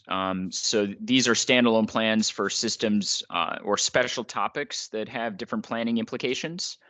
They're not listed or limited to a single sub area within a community, so they're a little bit broader in scope. They don't have the same statutory authority as comprehensive plans, and so a functional plan, it can be part of that.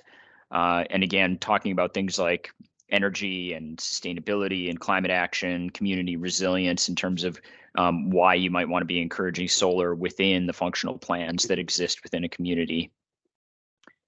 And then the smallest area would be, sub area plans. And so these are limited to, even like particular neighborhoods or corridors or districts or different sectors as identified within community plans.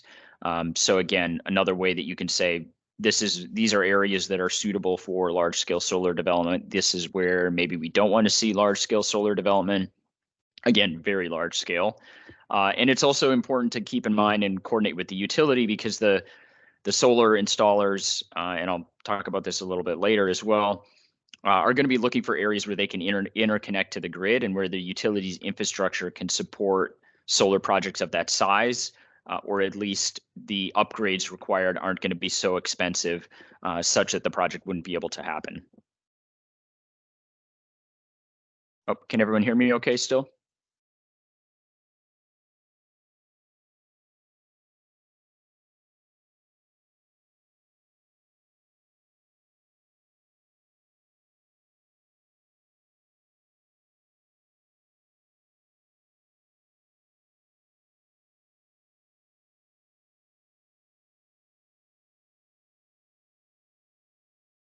Sorry about that, Chad. Can you hear us and see the I screen? can, yeah. I didn't lose you all or anything. I'm still here. All right. Yeah, sorry about that. I'm not sure what happened.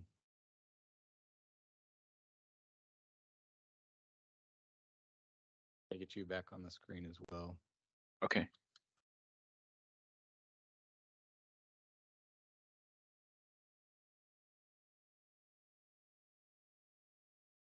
Just let me know when.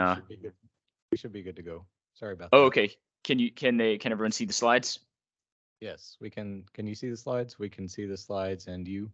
Okay, I can't see the slides, but I have them up here. So if I'm looking over here, this is where I'll be following along myself. So no worries. Yeah, this is why I wish I could have been there in person, but we'll make it work.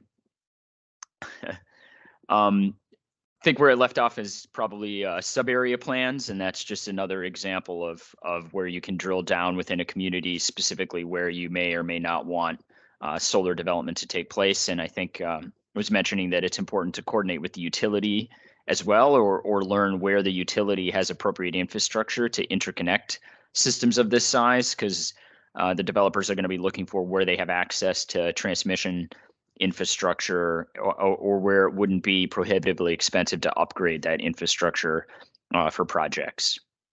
And I'll get into that coordination a little bit later. So next slide.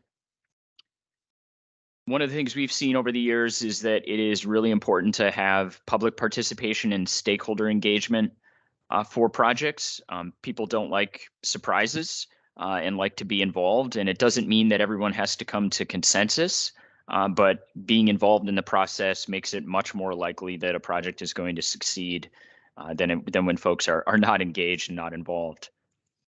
So stakeholder engagement, starting with local elected officials, local government staff, and appointed officials, and then representatives of neighboring jurisdictions. So not just the immediate neighbors to the land that has potential to be developed, but also neighboring jurisdictions that might be affected, neighboring towns, folks that drive through particular areas, being broad and making sure that the definition of a stakeholder is broad enough to include all of those that might be impacted by the development of one of these projects. Next slide. Again, the types of groups that should be involved or engaged with in different ways are anyone who has concerns about how solar development like this might affect their quality of life. So it's residents, business owners, farmers and other large landowners, conservation and environmental organizations, and social equity and environmental justice organizations as well. And there are benefits from solar development that it would accrue and potentially accrue to residents and business owners, landowners, and then economic development organizations. So it isn't that everyone would be opposed to these types of projects, that there's a lot of benefits that it can accrue to a community as well. Next slide. The other list of stakeholders, the electric utility, the solar industry itself. Projects of this size are going to be likely interconnected into the wholesale market. So ERCOT, or regional transmission authorities, are important, as well as state agencies and other policy experts who you may want to engage, both to get them to weigh in on the suitability of a project, weigh in on the benefits of the project and the best location as well. So in terms of process design, making sure that solar is treated like planning for other forms of development that are taking place. Again, can't emphasize enough that this is for the largest of projects. Like a lot of this stuff, it can be simplified and streamlined, and you don't need all of this for simple rooftop or parking canopy projects that are, those should have the easiest possible pathway forward for development. Something of this size does warrant a little bit more process. Making sure that there aren't arbitrary legislative decisions that are put in place or that could be challenged, and then making sure that their recommendations aren't made in absence of existing sort of broader state or regional policies that are happening as well. Focus on inclusivity, making sure that you're having meetings when multiple different types of individuals and groups of stakeholders can attend. So making sure that they're not all during the day when people would have to take off of work, having them in the evenings, potentially offering, childcare or other amenities, food and beverages at those evening meetings so that folks can attend.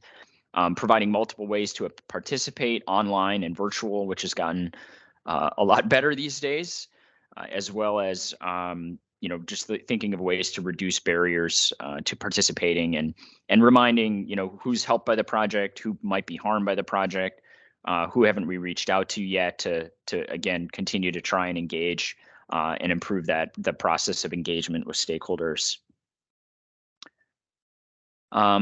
Again, just sort of reiterating these different ways that you can engage in person and online: surveys, interviews, meetings, booths and community events, task force and committee meetings, website, social media, sort of stating the obvious. And I think, Scott, were you going to jump in here? Yeah, sure. So this will just be kind of a group activity. So chime in, everyone. Here is a kind of a scenario, and then folks, we were going to ask what do you think should be at the table. So large-scale solar is proposed on an old landfill that borders a low-income neighborhood, a business district, and a major thoroughfare for the community. So here, who do you think should be at the table? Folks, jump in, jump on the mic.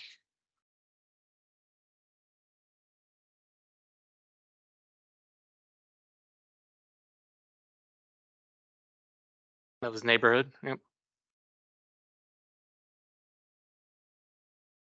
Just the neighborhood at the table?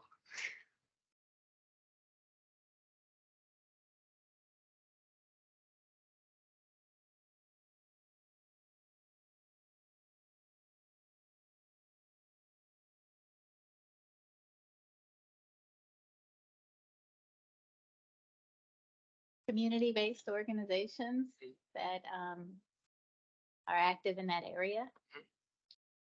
Yeah, definitely. Businesses, they're referenced up there, so I just want to underscore them because, our whole culture is so driven by the businesses that I think having them involved in their support, and then they may do their own solar projects too. The environmental community.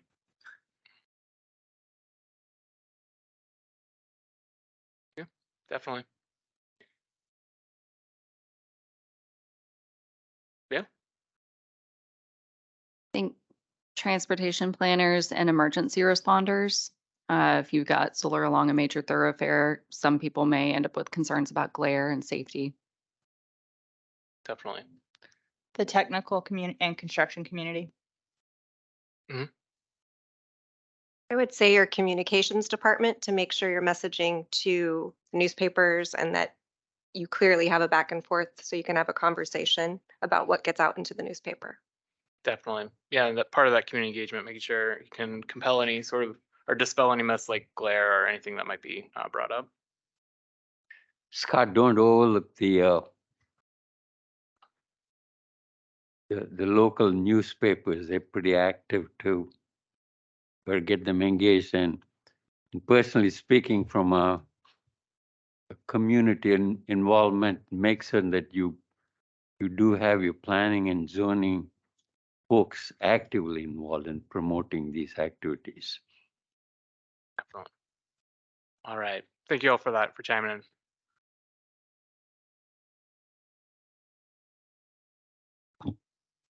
All right. Next important thing to keep in mind as you're developing these plans is to assess the current conditions and trends. And I think you got a good background in that in terms of, but drilling down in your community. So, what is the current electricity consumption and production within the community? How does that align with the goals that the community might have set around where they'd like to see electricity consumption and production be in terms of levels and where from? as well as the development potential within the community, the existing policy frameworks that where it might be allowed or disallowed, and if that needs to change, and then identifying issues for identification and then prioritization as well. So on electricity consumption and production, how much power does the community need? How much will it need in the future as we electrify transportation? What are the current sources of that power? And then making informed decision about, large scale solar development could play a large role in offsetting those demands, those local power demands, and helping to reach clean energy or climate goals within a community.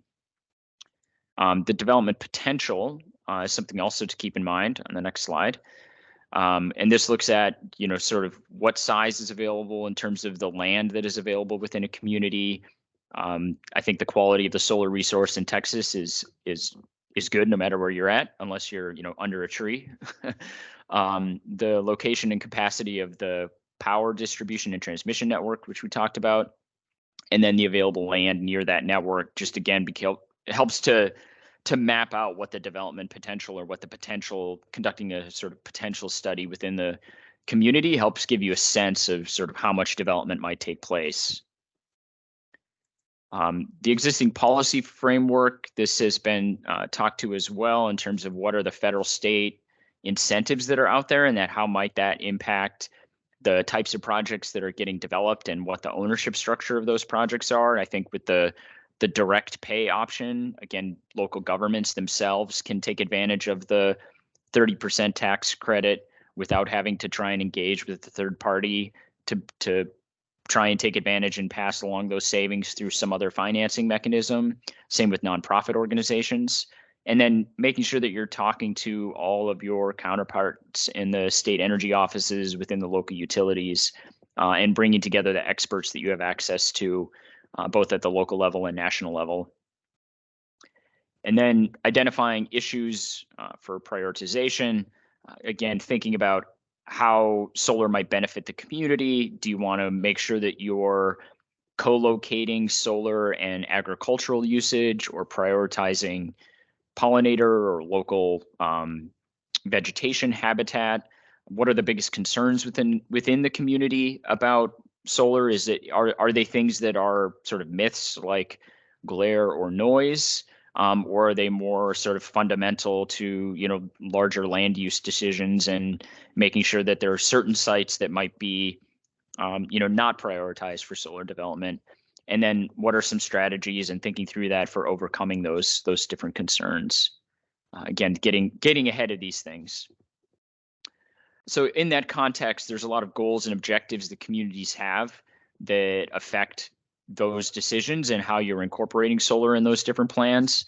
These are things like, clean energy transition goals, low impact siting and design, equitable development, and community resilience, which I'll go into in turn. So clean energy transition, there's communities across the country that have set 100% renewable energy or clean energy targets. So that is often driving demand within local communities to try and promote more development of solar and clean energy resources within a community. Solar is the one that is available almost anywhere, versus wind, which is a little bit more specific to where wind resources are located, and same with like hydro and other renewable sources. Solar pretty much can go anywhere. Next slide. Low impact siting and design. So making sure that it preserves ecological functions, stormwater runoff, wildlife habitat within a community, that you're not sort of clearing prime wildlife habitat in terms of trees for solar development within certain locations, depending on what the prior use of that site was. If it was cleared for forestry previously, and it's there are sort of the trade-off between cutting trees and putting in solar. Sometimes those that have run the numbers, it can make sense to have solar at that particular location. Again, if it's not some sort of old growth forest that has never been cleared previously, it can, oftentimes the best use for a location might be for a large solar installation from a overall greenhouse gas perspective or emissions reduction perspective. But that said, local jurisdictions can prioritize new development on previously developed sites or underdeveloped sites and avoiding those sites of significant cultural or agricultural resources or working farms. And it can be another source of income, the rent to a solar developer for a farmer. But maybe it's, not all of their land is converted to solar, but a portion of their land. So just thinking through sort of allowing private landowners to also have a say in the best suitable economic development of their property. Equitable development, again, making sure that the folks that may historically not have been at the table for these decisions or might historically have been located next to other types of power plants that create pollution or next to sites that are underdeveloped, making sure that the development impacts of solar are also not disproportionately brought on to bear of those communities that have not typically been able to capture the benefits of those projects. And have bear the brunt of the costs of those types of projects. And then community resilience. There is the potential to pair solar and storage together to provide backup power and more resilient and sort of smooth the production of solar development. And we're seeing more and more large-scale solar development that includes storage or a microgrid component. Last week, we gave a presentation through Solar at Scale at the American Planning Association, talking specifically about large-scale solar storage development. And the cost of batteries have come down enough is what we're seeing is that if there is a large potential for a solar development at a site of, say, 40 megawatts or something in that scale, but if the local grid infrastructure could only, host a system of maybe 10 megawatts, there's the ability to still build out the 40 megawatts of solar, use batteries to charge it, and then discharge that, over time once it gets later afternoon and then throughout the evening, and then charge the batteries again when the sun comes up the next day. So we've seen storage being able to be deployed in a creative way, even when the interconnection site has been limited to a certain size project. Again, you can still develop a large project at that site. You include storage. And then there's ways of incorporating that storage to power critical infrastructure during an emergency or a power outage.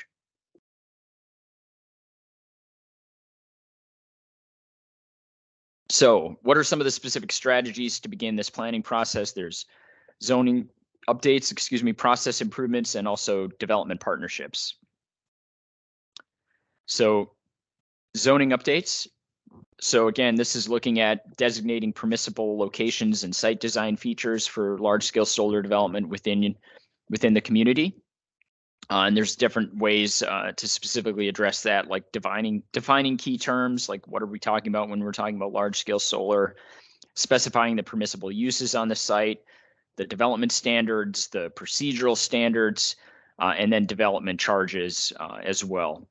So again, making sure that the zoning updates address each of these, and you're specifically thinking about solar, and I would add solar and storage when you're making those updates. Process improvements include discretionary land use decision-making processes. These can be things that you can do to help improve the quality of applicant submissions. Solar developers, just like any other developer, can figure out what they need to do to get the right information submitted. But if they don't know what to submit and what those forms need to include, you end up getting a back and forth of like, you forgot this form or you didn't include this data piece in what you submitted. And that back and forth just causes headaches for everyone and delays time, which is additional costs. Also, the development review procedures. What are the reviews? Who needs to do those reviews and when? There are community benefit negotiations that can take place. Solar developers that can provide benefits directly to local community organizations. And then the staff reports and written decisions and different inspections that are involved in that process as well. Strategic partnerships are important. Local jurisdictions have many opportunities to help meet large-scale solar development by hosting projects on local government land. So that's just another way for local governments to get involved. And in many ways, there might be, capped landfills that are significant in size, or other local government land, and the best suitability for that might be solar development. Again, focusing on the large scale, obviously, government buildings and parking lots and parking structures are already probably pretty good places to install solar. So 109, that's sort of the module 3. I think we can pause here for questions.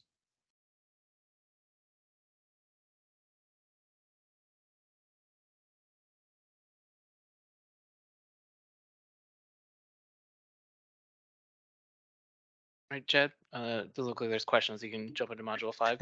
Sounds good. Folks are probably getting hungry. So module 5, I'll go into some detail here about improving the land use decision-making process for large-scale solar development, offering some tips and ideas of again, how to make this process as easy as possible. Again, it should be really easy for rooftop solar and the smaller scale stuff. This is a little bit more complicated, but you still want to make sure you're reducing as much red tape as you can. So the first part of that is improving applicant submissions. I mentioned this previously, but making sure that the educational materials are out there so that folks know what they need to submit. I think we can probably jump to the next slide and I'll just go into these in turn. Making sure that they know what needs to be in their application plan, what they need to plan for the different public hearings, begin to scope out the project. You're allowed to have a robust back and forth with the developer and the landowner through this process around making sure that they're clear on what the expectations are.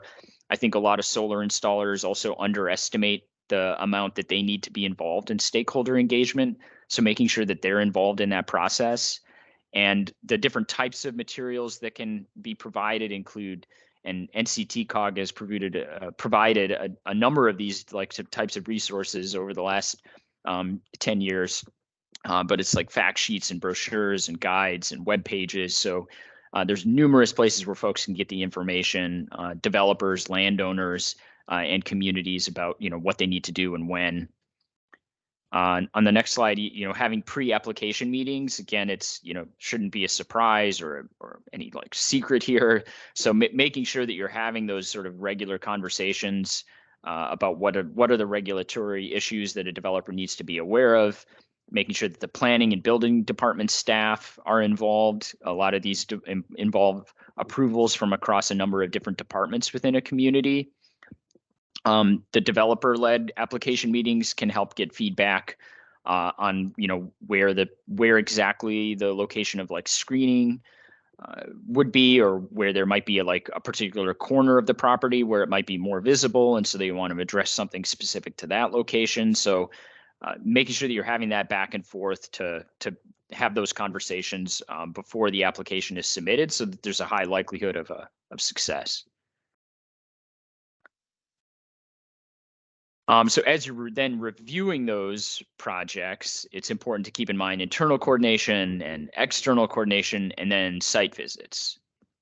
So in terms of internal, sort of as I've mentioned, these projects go through multiple different departmental reviews: an environmental department review, the buildings department review, other land use department reviews, and making sure that everyone knows how long it's going to take or it might take for that review, and making sure that all of those different agencies and organizations within, or departments within a community, are on the same page, so that they don't get sort of confusing feedback from one department that might contradict one from the other.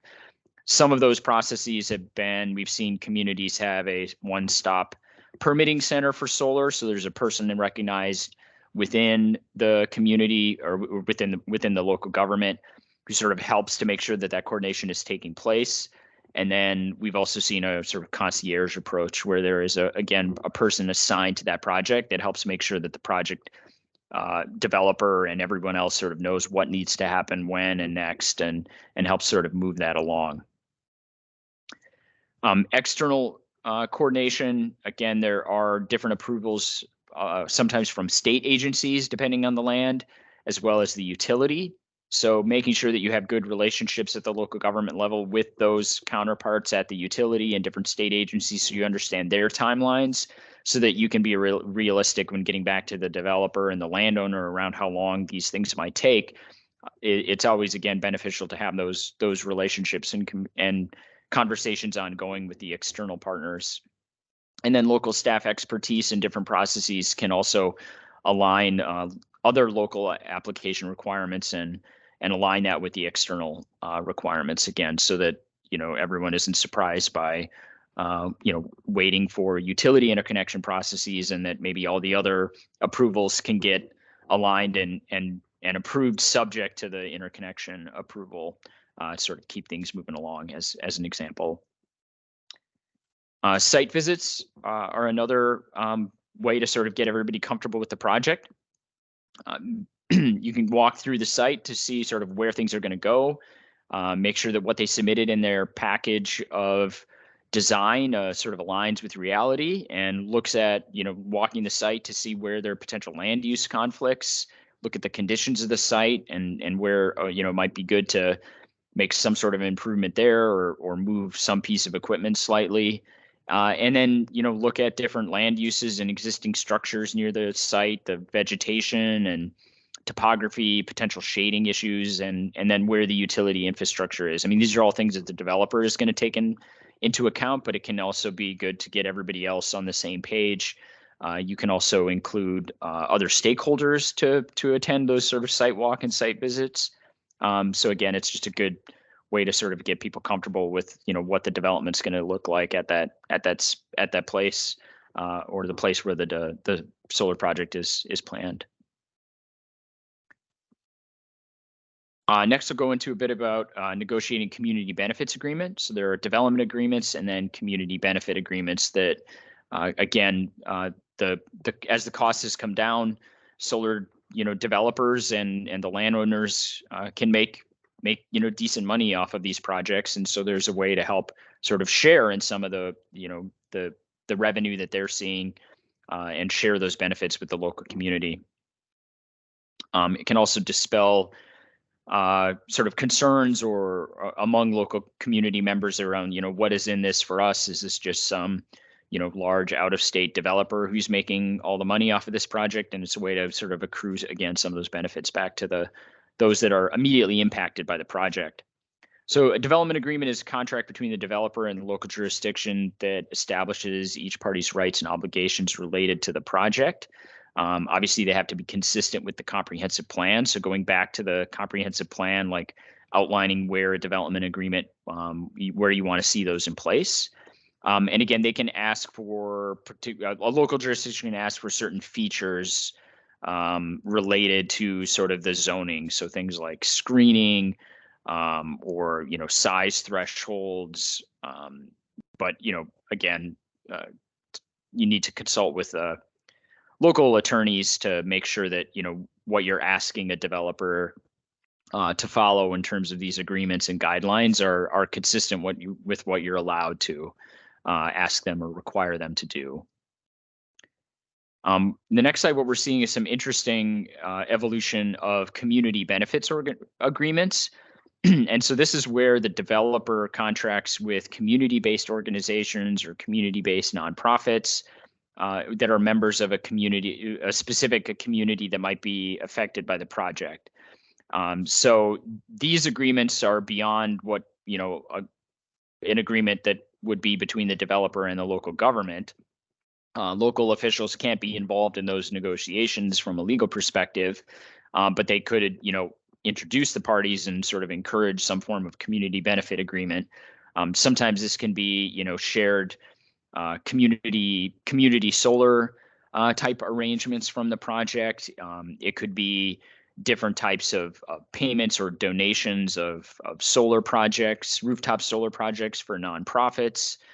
There's, depending on the regulations, there's ways that we've seen a community benefit agreement where different individuals within the community have seen a discount or a different type of price on their electric bill. Again, that would have to be in coordination with the utility, obviously. But yeah, there's sort of creative ways to, again, help to provide some of those benefits and have them go back to the community members that might be affected by the development of the project. So now that you've gone through all of that process, you need to prepare reports and written decisions.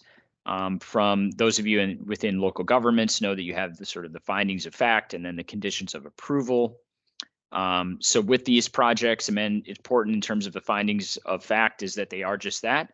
Sort of, here's what the project is proposing, here's how it fits within what we're requiring a project to do, here's how it meets or doesn't meet the requirements that we have related to zoning or permitting, and just using the sort of plan language about how it was relevant for each of the different zoning standards and how the project did or didn't meet that, how it relates back to the comprehensive plan or the sub-area plan, or how it relates back to the climate plan or the clean energy plan in the community, just sort of stating that clearly. And then those of you in local governments as well, on the next slide, sort of conditions of approval. So again, this is sort of in order for this to be proved, in terms of approval for discretionary land use decisions, like what are the modifications that might be made to the project for its physical design and operations, what are different offsite improvements or land dedications that might be required, and notices of necessary approval from many other permitting authorities. So again, it's just making sure that you have, I think the bottom line, all your sort of ducks in a row, so to speak, so that when one of these projects takes place, you sort of have a process in mind. You know what that process is going to look like, or at least what you're planning for it to look like, so that you don't have to put a moratorium in place, and so that you're not left as a local government being sort of a bottleneck to allowing a project to go forward when you might have broad community agreement to do so. So sort of now is as good a time as any to sort of get ahead of that, as the development of these large projects plus storage is certainly coming. Next on the list of the sort of process that comes in place is inspecting approved projects. So we'll go with these in turn. So internal coordination, again, rooftop systems, one inspection is often enough, but for these, larger projects, probably 2 inspections are required. So during construction, to make sure that anything that might be, buried, such as wires or conduit or otherwise, is making sure that that's safe and inspected, and then one after construction to verify that all the codes and standards were followed and the project is installed in a safe way. Additional inspections might be required depending on the circumstances of the project, or unique sort of maybe some changes that might have been taking place, and then making sure that your local jurisdiction, if you don't have staff with that expertise, that you're able to go out and hire inspection services, and require the applicants to cover those costs of those third-party extensions, as a way that a local government can make sure that they're providing that safety check but aren't on the hook for all of those costs. External coordination, I think I've said this probably like 5 times now already, but making sure that you're talking with the utility, because this is ultimately going to be interconnected to their infrastructure. So understanding what their requirements are, maybe doing a walk with them when they do their inspection for interconnection, and just learn more about their processes and what their safety standards are, and if there's ways to make sure that you're aligning with those, obviously. But also just sort of learning what their requirements are for the projects, and making sure that again, the timing of those, so that you're maybe timing your inspection with the utility inspection, so that that's all taken care of the same day, which would again save everybody time and money. All right, so I think I made it through module 5, sort of going through some of the processes, and I think Scott is going to help us walk through another group activity. Actually, this one will take a bit longer, and we only have about 10 minutes left. So we'll just jump to the kind of key takeaways, and then we can take a break. Sounds good. Yeah, so I think sort of walk through these. 2 of the most important tools that governments can use are the educational materials and pre-application meetings. It's again, making sure everybody knows what the process is and what they need to do, and not just like hiding the ball, making sure you get everybody in the room and figure out, okay, this is what you're going to need to submit, and this is what a successful application is going to look like. When the review process runs smoothly, again, everyone can sort of evaluate what how the application supports the community vision, get the communications on point, and how this fits into the larger sort of solar development goals and maybe clean energy goals within a community. Making sure that local government officials are able to understand what the local benefits are, and encouraging solar developers to negotiate community benefit agreements with community-based organizations. Again, when drafting those findings of fact, being clear about how this project fits all that planning work that you did previously. So it's very clear how this actually fits in with the zoning requirements and fits in with the broader strategies of the town, city or town might have. And then conditions of approval, making sure that it's addressed through, site-specific procedural standards, only if those conditions are required. And then there's a lot of help out there. So making sure that you reach out to regional organizations, to, professional inspectors, to help review any of these, any of the materials that have been submitted, or do the inspections on site. So again, you don't have to do it on your own, and make sure that you're, thinking through who you can reach out to, both locally and also nationally to support you all in the process.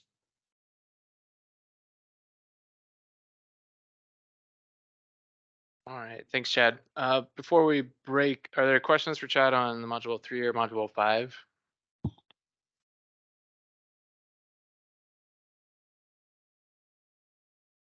All right, so next will be the lunch break. After that, we'll join back here at noon for a conversation with Fred Wu from iChooser, talk about some group purchasing and some consumer protection. And after that, hearing from Alex, he'll share about some of their installation in municipal facilities and cap landfill and some of their tips and techniques. Okay, go ahead. Not a question, more of a comment. A lot of the parties here know me. I am a voting member of the Regional Codes Coordinating Committee, the Electrical Advisory Board. I'm one of the people that helped author the safety standards for the solar energy industry for the last 20 years.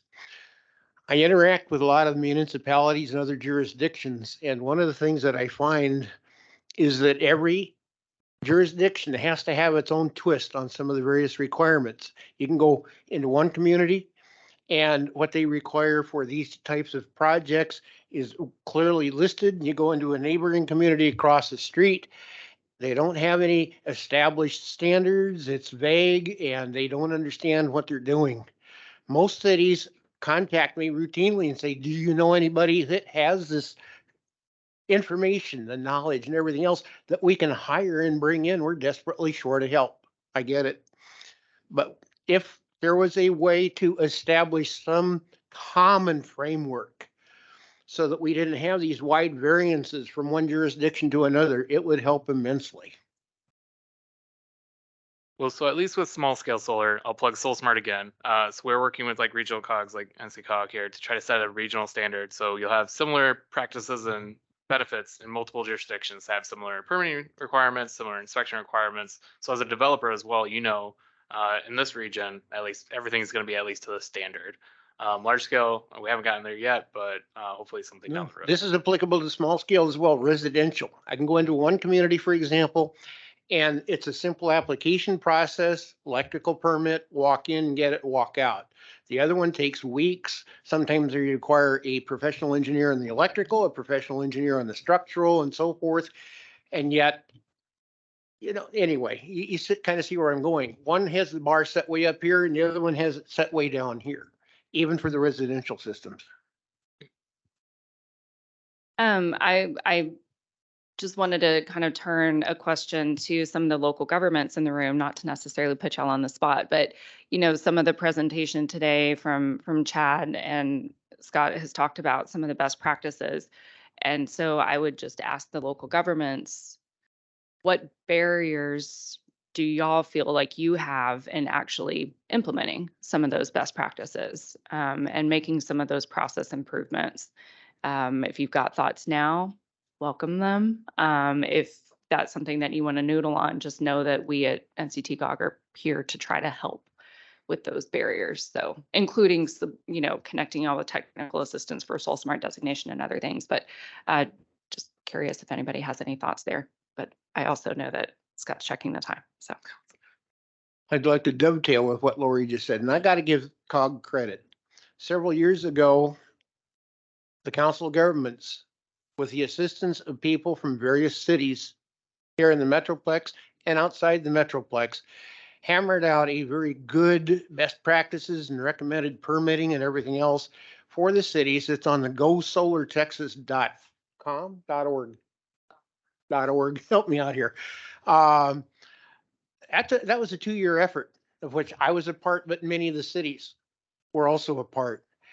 Many people don't even know it exists. It's something that you can, as a municipality, and how many people here today are from cities? A lot of you. It's out there. It's already been developed by COG, vetted by COG, adopted by some cities, but not by others because you don't know it even exists.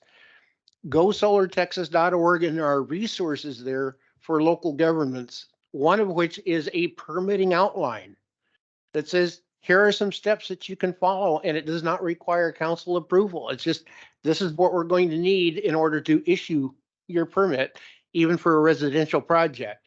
And it can then form the basis for the larger project as well. I got to give COG credit, especially Lori and some of the other folks that were here. On a scale of 10, that lady's a 12.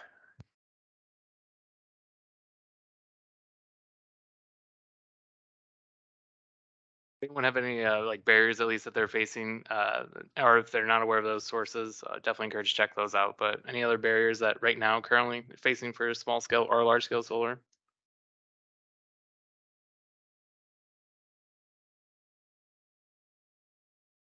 I know discussion before lunch is the worst time to have any discussion, but it's okay. We definitely have some time afterwards for all of this. So I believe we'll take a break now. And Lori, is lunch in the room next door? Is that right? Brianne, help me with the answer there.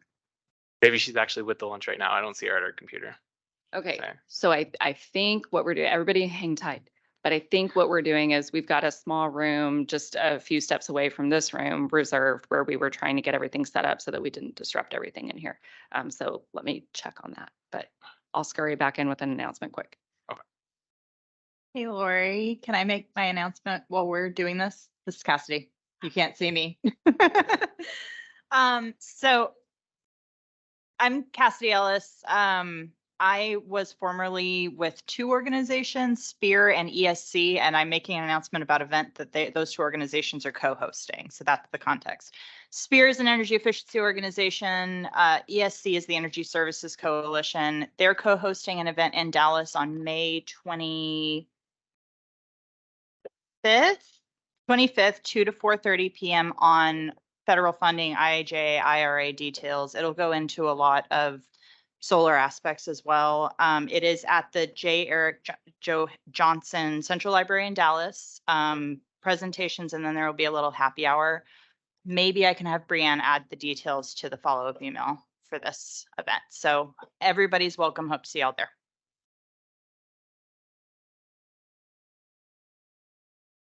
So I think I'll go ahead and dive in. This is intended to be a bit of a lunchtime discussion, so feel free to continue chatting and eating. You won't offend me.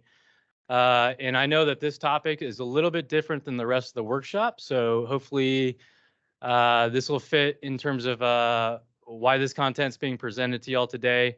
My name's Fred Wu. I'm a director of community engagement for a company called iChooser. We're actually a Dutch-based company based in Amsterdam.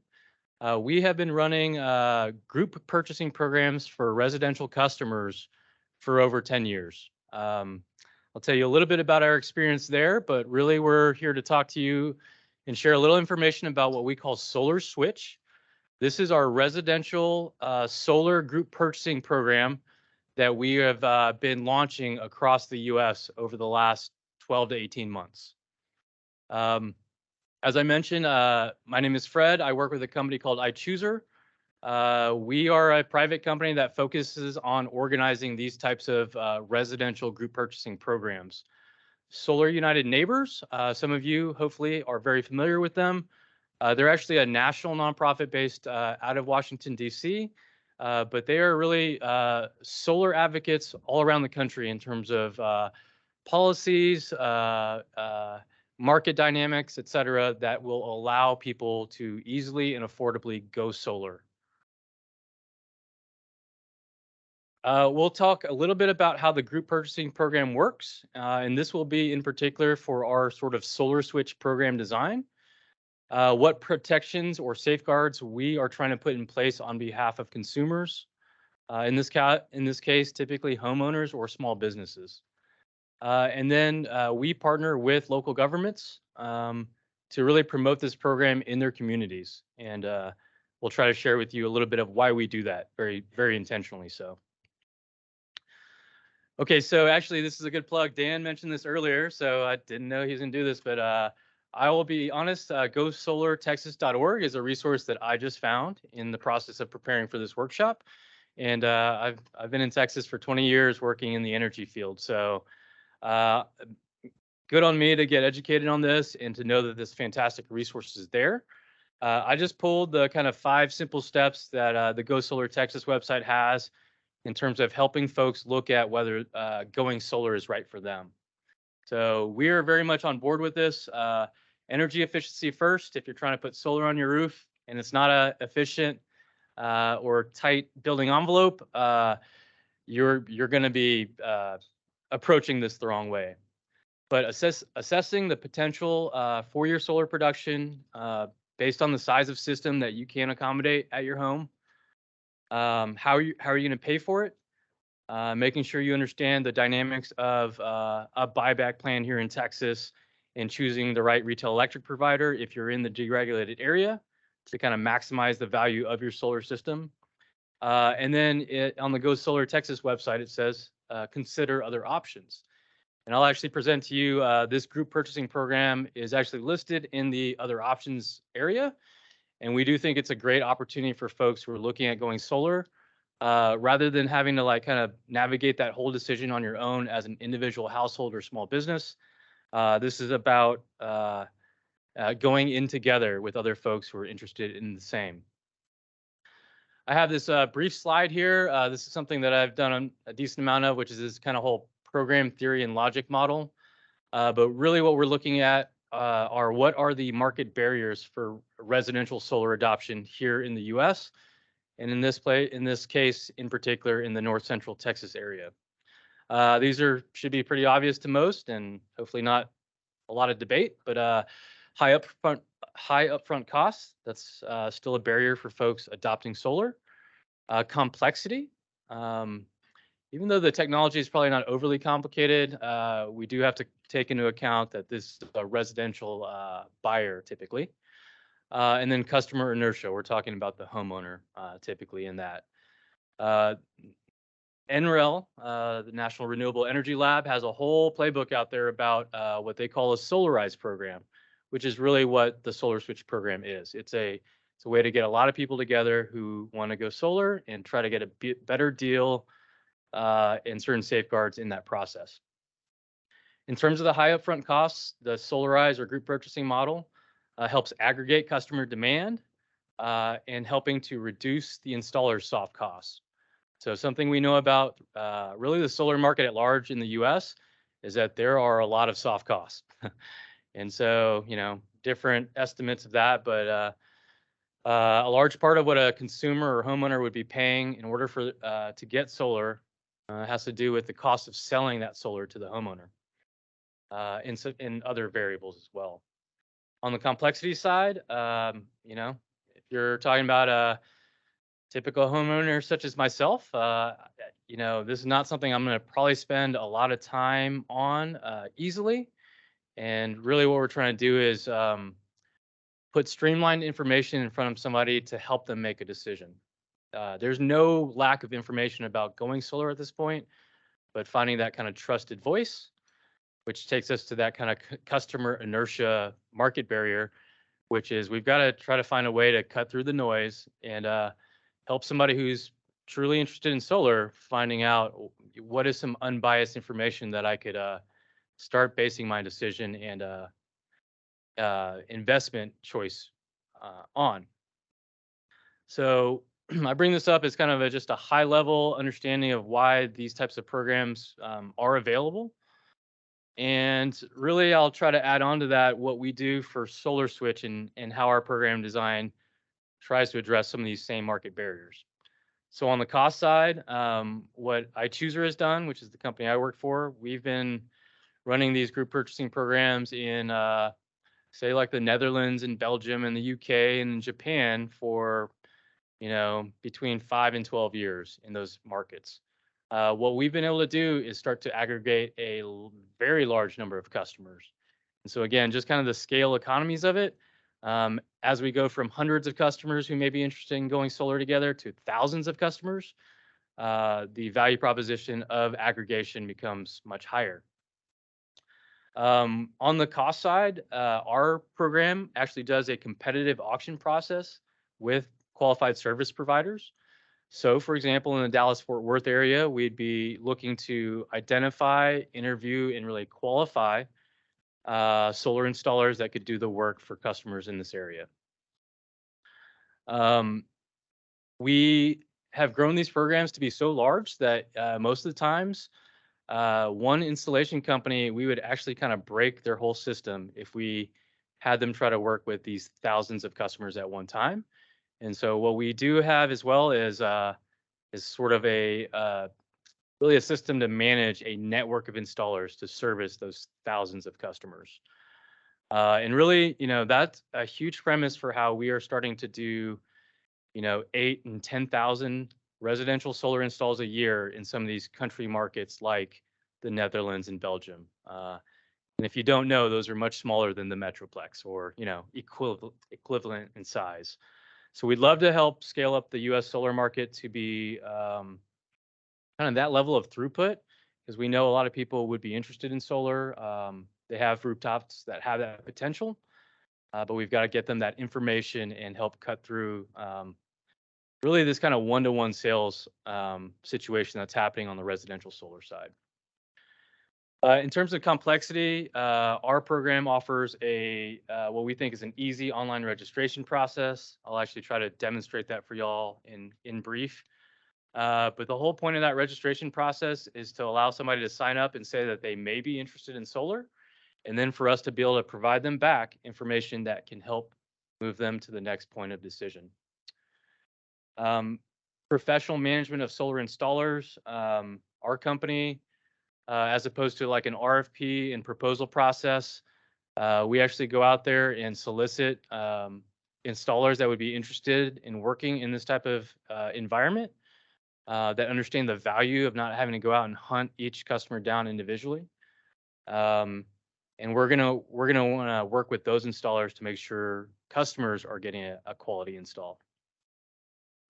On the inertia side, iChooser does not do these programs unless we can partner with a local government to do this. We say partner because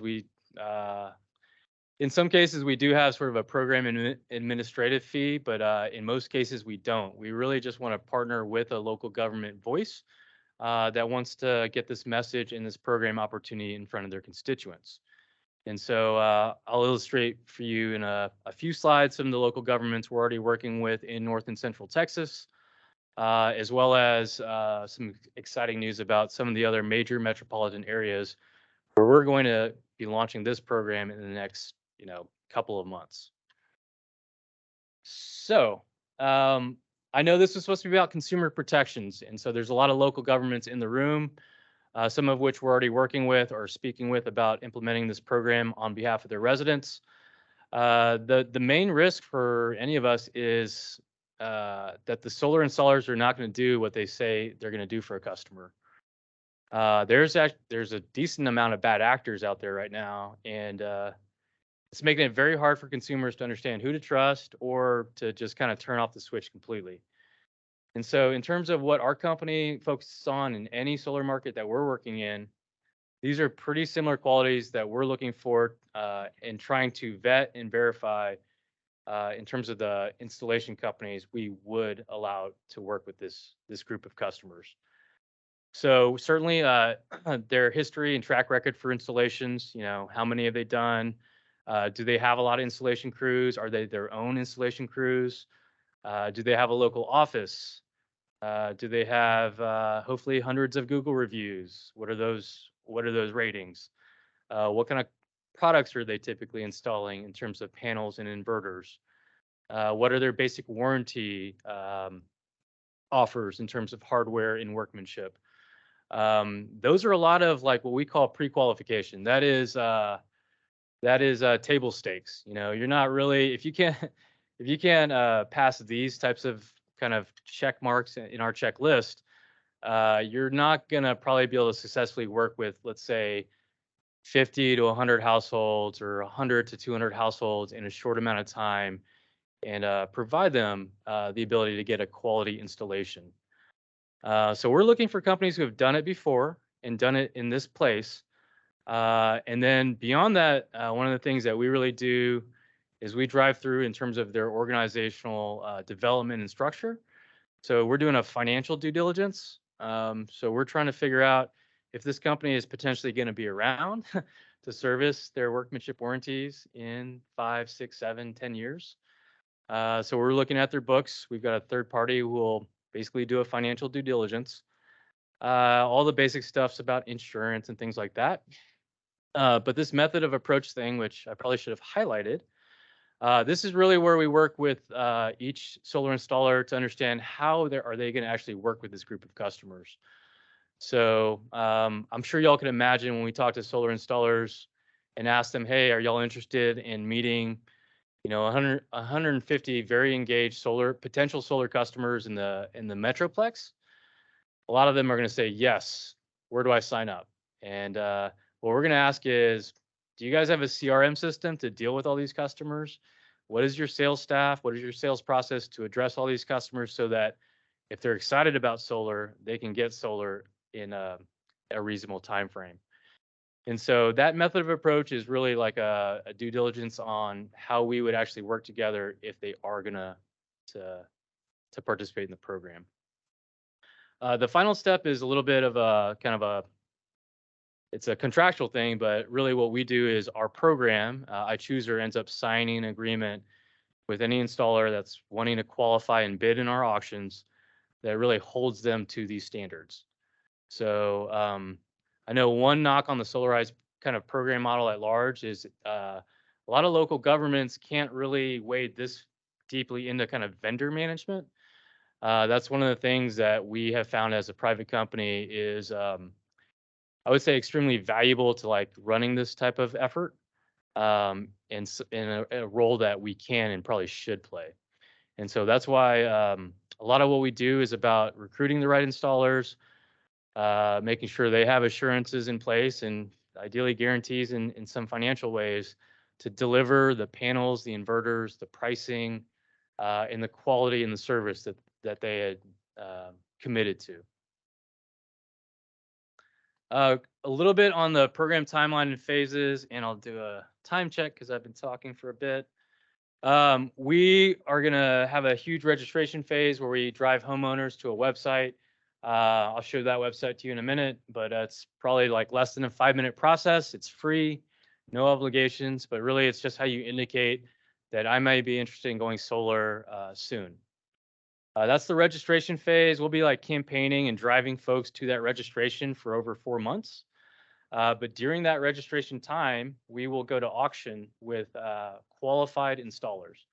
So by the time we go to auction, we've got really a roster of, we'd say enough solar installers to be able to service this group. And we'll go out and it's really a 1-day process where we do a reverse auction so that we find out what is the lowest price per watt that installers can offer to service not just one customer, but hundreds of customers. In our recent Texas program, we achieved something like a 24% discount relative to the market average for residential solar in Texas.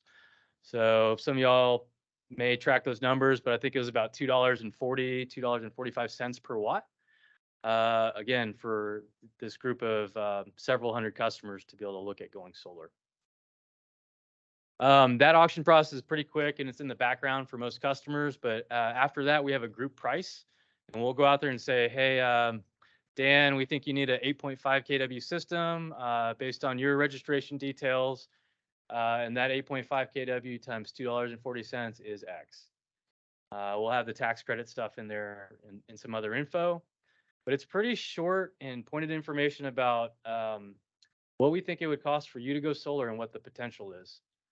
All the technical people in the room will immediately know that that's not a 100% correct guess in terms of like a system size and or potential. But we really do think that we can get them in kind of a 90% kind of accuracy ballpark, enough to maybe get Dan to get off the fence of like, I wonder if I should go solar. So that's what we call our personal offer. Anybody who registers for the program, which is free, you'll get emailed what we think is the system size and cost for your home. There will be an assigned installer for you, a company that we know, we believe in and are confident in, can do that job for you at that price, and that it should be a great chance to go solar affordably and easily. So at that point, we're asking folks who are registered for the program to look at that offer. If they're interested, we ask them to accept it. And if they do, then they're connected to an installer and they're going about their business of getting probably a final proposal and site assessment and hopefully getting an installation scheduled. All right, so this is a little bit more exciting to share with y'all, and then I really do hope there is some questions, or else this will be even shorter than I was planning. This is our registration website. I just have the demo up right now. We launched this project with the City of Houston and the mayor's support. We did our auction December of 2022. We awarded 3 installers to service this Houston area. And those installers are now in the process of probably completing about 100 plus solar installations in the area. And then we're just about to come up to a point of relaunching with some of these local government partners that we did this project with. So I think those are pretty well labeled at the bottom. But really, this is where we're driving folks to. I won't take y'all through the full registration questionnaire. But really what we're doing is we're asking folks for a little bit of detail. This is my fake registration right here. Really a little bit of detail about their roof, their energy usage, and or their home size. And so for the technical folks in the room, y'all can understand how we're kind of trying to use that information to assess a potential solar system size. So in this case, I don't think I have it all the way through the personal kind of recommendation stage. But my 2-story, 2,500 or so square foot home in Austin is going to get quoted something like a 10.5 kW system. I've done this 1,000 times. But if I had this, and this is our demo site, which is in a little bit of disarray right now, the next step would be, I think it's saying you're going to get an email to verify your registration. Once I do that, I would immediately get shown what we call the personal recommendation. And it would have who this installer is that you would be working with, a little bit of information about the package. So this is a 10 kW system. Here's a little information about the panels, the inverters, the warranties, etc. Really, it's a really streamlined kind of one-page, like almost a preliminary proposal is what we show customers. All right. With that, let me hit these last couple slides, and I promise I'll make this, see if there's any questions. This is a little bit of examples of some of our marketing campaigns. I said that we only do this with cities or counties or other local governments. This is City of Corinth, who's participated with us for several years now on several programs, actually. But yeah, a city landing page that lets folks know this is not a free solar scam, as a kind of a shorthand way to describe that. something to put in their e-newsletter, and then we prep like a whole marketing toolkit that ideally they can use for social media, et cetera. We will do tons of like resident, constituent, really homeowner engagement and education. We work with our nonprofit partner, in this case, Solar United Neighbors, to like stand up virtual information sessions. Those are very convenient for some folks. And then we'll have in-person, more like social events and like really more like community engaging events. Again, to provide Solar 101 type information, as well as once they have more technical questions, to answer those. Really, Solar United Neighbors and iChooser kind of form a two-headed implementation team on this, and we work with folks like City of Houston, City of Farmers Branch. I know Alex is going to speak in a minute, and others. So we really do easily stand this program up for any local governments who are interested in offering this to their residents. We run it as a regional approach, and so we've got, I think in the DFW area, Farmers Branch, City of Corinth, City of Fate, City of Lake Dallas, and I might be forgetting a couple. And then we're obviously talking to some more, but we'd love to talk to some more local governments about promoting this to your residents. Really, the main ask, and I think this is essentially the last slide I can wrap up with, is we need your help to promote the program. Folks in McKinney, because I saw y'all's name recently. Folks in McKinney probably won't know about this program unless somebody is helping us to promote this program. iChooser is not so proud to think that people care a lot about us. We know that nobody cares about us, and that's fine. But so what we do is we do a lot of paid marketing on behalf of the city campaigns. So we do a direct mailer, we do paid search and online ads, and then we ask the cities to help promote it however they can. So typically your existing communication channels with your residents. But then we do ask for your help with a logo so that we can co-brand things like a direct mailer. Some of those more expensive marketing campaigns, they're just not worth anybody's time or dollar unless, it's somebody's going to open it up. So generally, that's what we talk to folks about. That's what we've, organized with Farmers Branch, et cetera, is like, how can we get this message in front of your residents? How would y'all like to help? And certainly, how can we help? So with that, I think I will really leave it on this slide. This is what we're about to relaunch here. And I'm sorry, I had intended to update this slide. There's some logos on here that are not finalized yet, so apologies on that. I know Brianne said we'll change that before we send out the slides. But we are working with hopefully lots of local governments and primarily the Houston and in the DFW areas. I was actually in Washington, D.C. recently. I'll be going out to Denver and Chicago recently. This is an approach that's really catching some steam, and we really love to leverage it up here. I know we will continue to work through the COG to try to share this information and really how the projects are going. So our current, plan is to do 2 of these group aggregations a year with each city and or county. And so we're coming up on our second one, let's say with the city of Houston, second one with Farmers Branch and others that are on here. I think I wanted to call this something different than the May 23 auction. This is really something like our fall program, right? So customers will be getting installs this fall and into the winter. And this fall program, we're hoping to get, over 3,000 households like engaged about solar, with several hundred of those going through and being very interested in solar, let's say, with kind of the potential for us to put in like a couple of megawatts of residential solar in Texas every year for the, we'd like to think for a long time.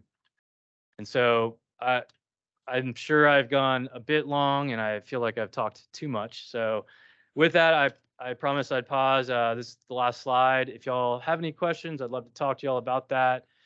And certainly, if you're a local government and you're interested in trying to put this message out in front of your residents, it's pretty easy. Just like contact me or Brianne or others from the COG, and we'll try to set you up. All right. With that, thank you for your time. Hopefully y'all are still eating cookies and stuff. I'll just pause, see if there's any questions.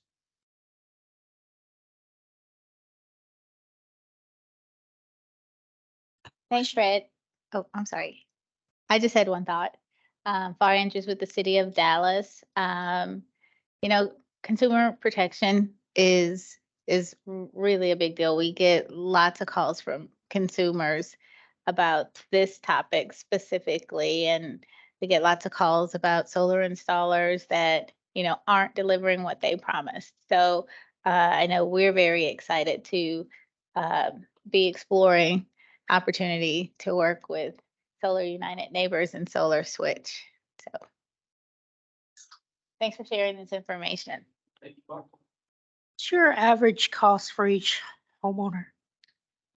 That's a very good question. So there's a lot of variables to that, but I think an average solar PV system size that we had in our very first project was about 10 or 11 kW. So somebody who's better at math on the fly times $2.40. Dan, I'm like looking at you because I feel like you could do it. 25,000. It's still, you know, it's still something that you need. A lot of people are going to want to finance or at least look at. I mean, it's a serious investment for sure. In this case, you know, we think that the kind of going market price that even some of the solar installers we're working with are going to quote somebody at the door is probably closer to 280, 290. I'd have to reverse out the math. But in this case, I think the group discount can save you like $5,000 to $7,000 on an average installation. So it's not an insignificant amount of money to save, but it's still a pretty high project cost. So have you have a program where the local government would pay for the costs if we pre-qualify the homeowner and we have the funds to pay for it? Would we be able to partner with you to be able to? Yeah. Yes, absolutely. So if you're talking about more of a maybe like a low or moderate income household offer, yeah, absolutely. This is something that comes up in every discussion and it should. Admittedly, this program is kind of geared towards like such an ugly term, but market rate households. It's, you know, people that are looking at investing in solar. They could finance it, but even then, it's an investment choice that not everybody can make. So for certainly, we have lots of city and county partners that are interested in how to provide solar for qualifying and good, let's say low and moderate income households that could use this to reduce their energy burden, et cetera. And so absolutely, we're always looking to partner with a city, a county, you know, block grant funding, et cetera, to help those LMI households. One of the things we want to do is be able to, I would say, find a way to contribute from this type of program approach to funding more of those types of installations and probably a low to no cost solar installation for the right low or moderate income household. Fred? I know that Texas is not supportive of residential PACE program. Have you guys looked at it? I know California has some limited applications, if I'm not mistaken. Have you guys considered those kinds of financing options?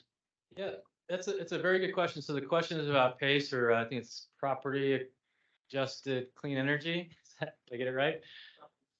Property assessed. Thank you, Michael. We do have Texas PACE. We do have PACE here, right? Is it primarily Only for commercial and industrial. Not residential. Thank you. I thought some local jurisdictions could offer on the homeowner side. I was actually almost convinced that Travis County and Austin has that, but it's a good question. Honestly, we don't deal with that much directly. What we typically do is we work with installers who are going to be proposing to customers essentially to make sure they have a good solar loan product. So we'll typically present both like a kind of a cash purchase price if you're going to invest in that solar system and or like a financing option. No, in terms of a marketing approach and to get the local governments fired up, I think it's based on some legacy reasons for not supporting PACE at a residential scale. Maybe as part of your program, you might want to consider playing up the advantages so that local governments can take it up to the state level or something. It's a very good point. I know certainly some folks at Texas Pace that would love to talk about that. Does anybody in the room want to respond on that? Has anybody looked at Pace and how it could help homeowners? Mindy or others on there? This isn't necessarily for homeowners, but just thinking about how you've also referred to that this could be for small businesses as well. If you have a small business customer, they could take advantage of the current PACE authorizations that we have in the state. So that might be an option from that aspect as well. That's a really good point. And certainly like our main user case for this program is like a homeowner. But because we, a lot of those installers can install like a similar system size on a small business. And so absolutely, there's a application there for those customers. Michael, and I think Cassidy had something. Yeah, just on the PACE thing, it would require, Dharma, it would require the state, to expand the law at a state level for PACE. So, but it does exist in other places around the country. So the other thing I simply was going to say, because Fred was emphasizing a residential investment, and this is notwithstanding the underserved community, but I just simply like to suggest people think about, other home improvements that you make, like fixing your roof or even buying a car. What's the payback on a car? There's no payback on a car. We all know that. So the point is, this will pay for itself.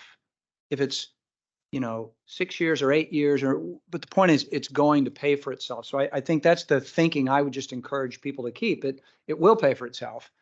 Your car won't, your kitchen remodel, your roof, you'll feel good, and that's cool. But, if it's an investment, we talk about payback, it will pay for itself. So I just like to underscore that, because people get wrapped around the axle of this, and financing options are very important, which, because I participated, that the solar provider that comes into the deal then offers financing options. So that helps a great deal. So thanks.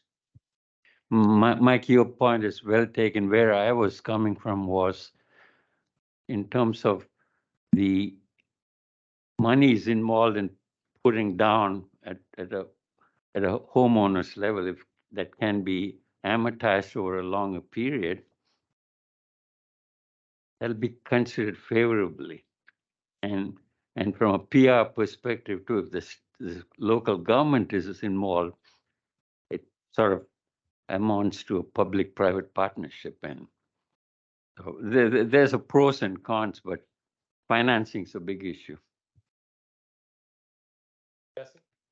I was just going to add to the residential PACE conversation.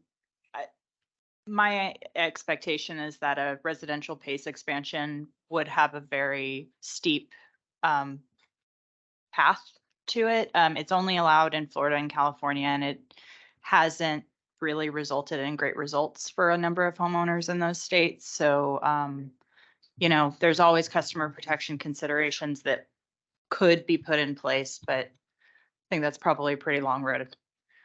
Maybe if we could just get the banking community to make home equity loans at a little longer tenure than 5 years and only giving you 50%. Maybe they do 100% financing for a home solar project. That would be really valuable. Let's get the local bankers involved and the local lenders and capital providers involved, and not worry about a statewide PACE legislation, right?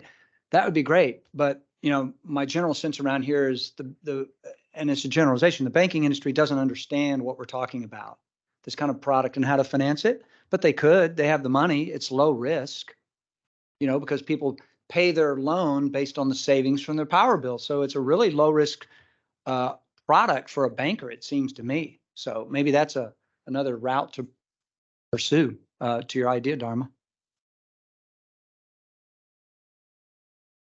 Thank you all very much for the time. I think. Hey, Fred, do you mind if I ask one more question? Please. You mentioned in some markets you have multiple installers. I think you said 3 in Houston or a different market. How do you go about splitting, the workload between the installers? And are you offering battery storage as part of these as well? Thank you so much. I would have kicked myself if I had gotten out of here. We talk so much about residential solar PV on this, but like absolutely, energy storage systems are actually we kind of make them bid on that as well, the installers. And so I think we will typically try to put back out from a customer a small, medium, or large battery package system if they're interested in solar plus storage. We also ask the installers to be ready to do a level 2 EV charger upgrade. They've got an electrician, and for a kind of a, we just want to make sure it's not an outrageous price.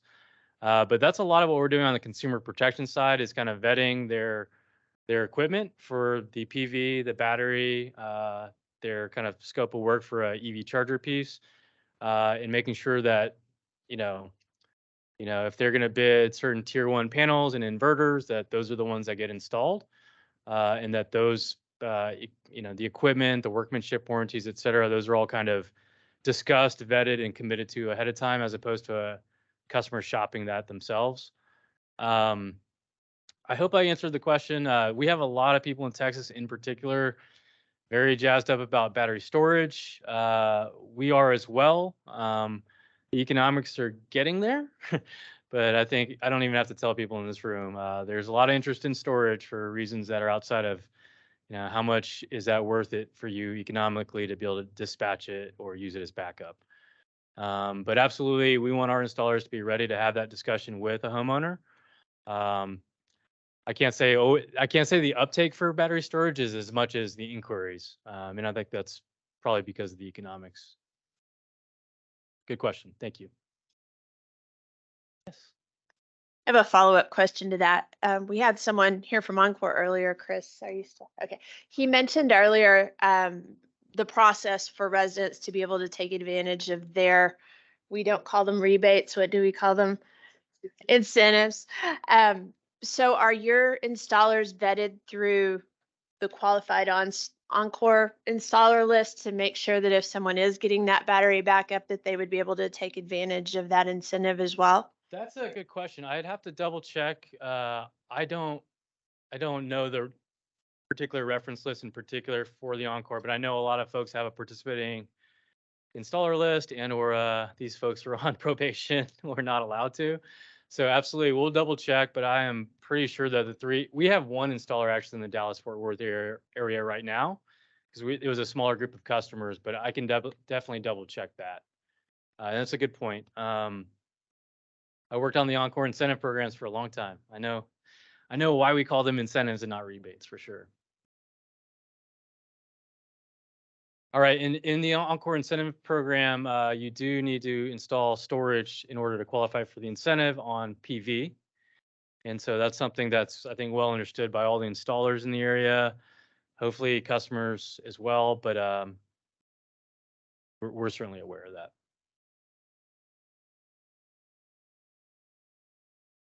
Thank you all very much. Think somebody going to introduce you, Alex? Nah. Thank y'all. All right.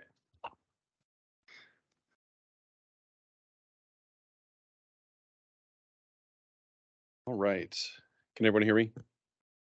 Perfect. So I think I'm the last presentation of the day. So I'm just going to kind of go through and just kind of a little bit chronologically, just sort of Farmers Branch, kind of where we're at on, or what we've done on solar, kind of our journey on that. So hopefully that's kind of relative to other cities in here and just kind of provides a background of what we're doing in Farmers Branch. So it started actually before I got to the city. They did a solar feasibility study in April of 2020. The focus on this was large rooftops, city buildings with large rooftops, and the closed landfill that is in the city. So this provided estimates on the system size, return on investment, and with that information, City Council allocated funding in 2020 for installations on 3 buildings. Our rec center, we good? Oh no. Our rec center, our library, and one of our fire stations. So this is our on-site solar here. The photo is our recreation center that we have solar on as part of that first group. So by spring 2021, those 3 were online. We used the Encore incentive payments on the first 3 sites, and with those incentives that we had, we were able to use that money to install solar on our natatorium in the fall of the next year. So the total cost of the installations was a little bit under 1.3 million, and our payback time is approximately 10 years, was our estimate on that. The big project that kind of relates more to the community larger scale solar is our landfill solar project.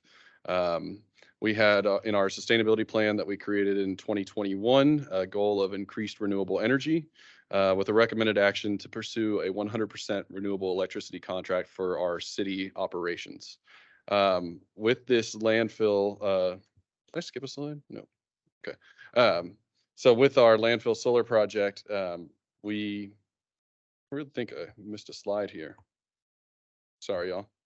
Okay, but so let me just take a pause here. I think I'm missing a slide, but so we had the solar feasibility study.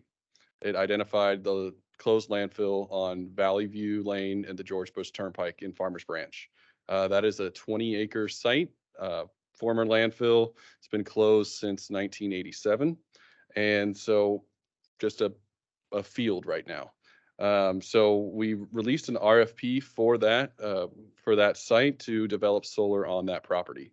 And with in that RFP, we gave multiple options for people, for respondents. They could simply lease the site and put solar on there. We also gave them the option where we wanted to purchase the electricity for it.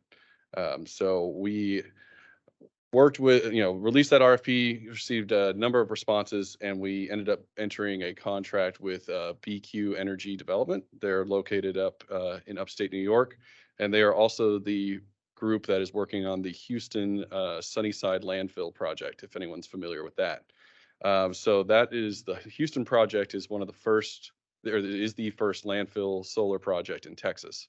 So they worked with TCEQ on the permitting. They're the first ones going through that. So they were chosen by us to work on our landfill. With that, we were able to enter into an option agreement where we'll be purchasing. They're going to develop solar on the site. It's a turnkey program. They're basically responsible for all of it, from the design, permitting, through the construction, even all the way to decommissioning. So they're on that one, and we'll have a 20-year contract with them to purchase that power. So the estimated production of that site is about 13 million kilowatt hours. The city uses about 12 and a half. So it was kind of a perfect mix for us based on that estimated generation, that can handle all of our municipal electricity needs. So just city buildings, streetlights, not like the entire community, all the homes and businesses. It won't do that, but as far as what the city uses. So, and because that area is a landfill, there are very limited options without remediation on the site. So it was very much a right place, right time, the right size. All of that worked out very well. So I think that was the slide that must have gotten deleted here. So I apologize for that. But so that's kind of the history on that, and kind of the project plan. And I can answer questions about that further if anyone has questions. But from a sustainability side, which is kind of where I live, increased renewable energy, we know that if we want to decrease our greenhouse gas emissions, electricity is a huge source of that for our buildings and our facilities. So, a lot of times you can enter a 100% renewable electricity contract, you can get RECs. This power purchase agreement will basically get the RECs from this solar, the solar farm on city property. I mentioned that the production exceeds what the city currently uses. So therefore, we'll be able to say that we're a 100% renewable for our municipal operations. And that's very unique because it's actually happening within the boundary of the city. It's not a power purchase agreement with a solar farm way out in West Texas. That's still great. That's still additionality of renewables to the grid. But this is really a cool thing for the city because it's within our boundaries on a piece of land that, honestly, if it wasn't a landfill, they would have probably developed and turned into something else. I don't think I could have made the value case for a solar array. But since it was, that we're able to do that. So huge CO2 savings from our electricity when we move to 100% renewable from the solar farm. And then everyone in here is pretty familiar with the other benefits, price stability. From a finance perspective, we know what the price of electricity is going to be for 20 years. there's still going to be changes in the Encore fees, any sort of state regulatory fees. But as far as our energy costs, that's a pretty good consistent number that we'll have. We're working by doing this project, helping expand clean energy markets. There's going to be some local construction and energy jobs that was brought up earlier, and some grid resilience. We can't really capitalize on that, but just from a holistic perspective, if you can put electricity closer to the end user, that's a good thing. And so, it's not being transmitted miles and miles. It's closer to the end user. So this has been a big win for us, and we're excited to see it kind of move forward. Speaking of moving forward, that's a picture of what the landfill looks like now. So there are no panels on the ground yet. Construction is estimated to begin February 2024, with the project to be completed hopefully by October of 2024. So currently where we stand, we've signed the agreement with BQ Energy, as I mentioned. We've completed the Encore interconnection study, and they've done a site survey. The next steps, they're working with an engineering firm to finalize the design of the array. Permit approval, this has TCEQ, permit subchapter T, because it's on a closed landfill. So they have to make sure that they're not disturbing the cap or any of the contents underneath. And then we'll have to identify a retail electric provider based on the, kind of a Texas electricity market. We have to have a retail provider between the generator and us as a city who's purchasing, and we'll enter the formal power purchase agreement with that retail provider and BQ. And so once we kind of got the landfill project approved, we were approached by iChooser, who we already work with on a power switch program. Fred's talked about this program already, but we're participants in that. And so, kind of the point is that we've worked on putting solar on some of our buildings. We're looking at powering our municipal operations for the landfill, but what about our residents, that might be interested in solar? We've been using Solar Switch as a resource for them. The group purchase, that economy of scale, buying in bulk, that's been attractive. We've seen savings of between $3,800 and $6,700 per install. Pretty good uptake on the registrations and people putting down deposits. So we're about to kick off our third auction, I believe, with iChooser. So we're happy about that. We're addressing solar kind of on our side as a municipality, but also looking at our residential sector as well, because as far as who uses the most power citywide, the city is actually a very small portion of that. Our residences and then our commercial businesses are the kind of leaders in that. Just kind of since we started our work on solar, we've seen increase obviously in the number of installed facilities and the installed solar capacity. A lot of that is just due to the market, more people becoming aware of it, panels decreasing in costs, kind of just a more drive for people on that. But we're hoping that some of the programs that we're facilitating are helping to increase this at a faster rate. Obviously, when our solar farm comes online, that installed solar capacity is going to go way, way, way up. But we're hoping we can kind of come at it from all angles. So we'd like to see that going in the right direction. We're worried about our greenhouse gas emissions. We want to, and put as much renewable energy as we can and provide the resources for people to do that. So trending in the right direction, and hopefully we can increase that at a higher rate. So moving forward into the future, we're looking at solar ready requirements on new construction. We'll be seeking input and direction from our city council next week to see next steps on that. Eventually I'll get around to the Soul Smart designation. I haven't really had a ton of time to dedicate to that, but we'll get there to hopefully get recognized for some of the work that we're doing. And then our landfill solar project, I mentioned that's coming online October 2024. And then we're going to continue to facilitate the Solar Switch program. So that is, I think, the summary of what I have here. I can take questions.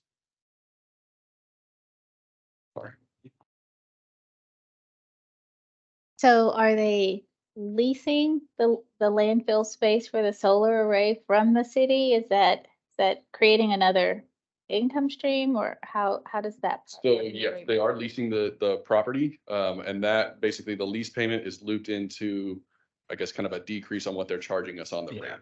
So that basically they're not paying us a lease payment and charging us a certain number for electricity, the energy charge. It's all looped into the energy charge. And so right now we have it'll be a 20-year contract with options for extension. So they can lease the property, I think, for up to 40 years, given the contract. If at that point the panels, need to be decommissioned, the city still owns that piece of property there. Hey, thanks for this presentation. Really good stuff. Great update. Since Mayor Robert Dye has left, how has the leadership of the city changed, if it has, about the whole sustainability strategy of Farmers Branch? So I would definitely say Mayor Dye was a very vocal proponent of solar. The 3 installations that started were a lot of his, push for, hey, can we get the numbers on this? Is this feasible? So I don't know if we've had as loud of a voice right now on this council, but I think we've shown success since, really ramping up our sustainability program, getting the plan approved. So while we might not have as vocal, of a proponent for it, I think overall our council is supportive of the work that we're doing. We'll have mayoral elections. We'll fill in another place. We've had a resignation. So, a lot of change, but I think, we're demonstrating value for our sustainability efforts. So I'm hoping with that we'll continue. We also do have a resident appointed or council appointed advisory board, a sustainability committee. So that, is supported by our city council as well. And they've been good to work with, from a resident putting their experiences of living in Farmers Branch into sustainability efforts. So, I think we have a lot of support from them, and being appointed by council, council definitely listens to that group. So hopefully we can continue all this, and did that kind of answer? Yes, good luck. The numbers and the value should hopefully, take care of you going forward, right? Thank you.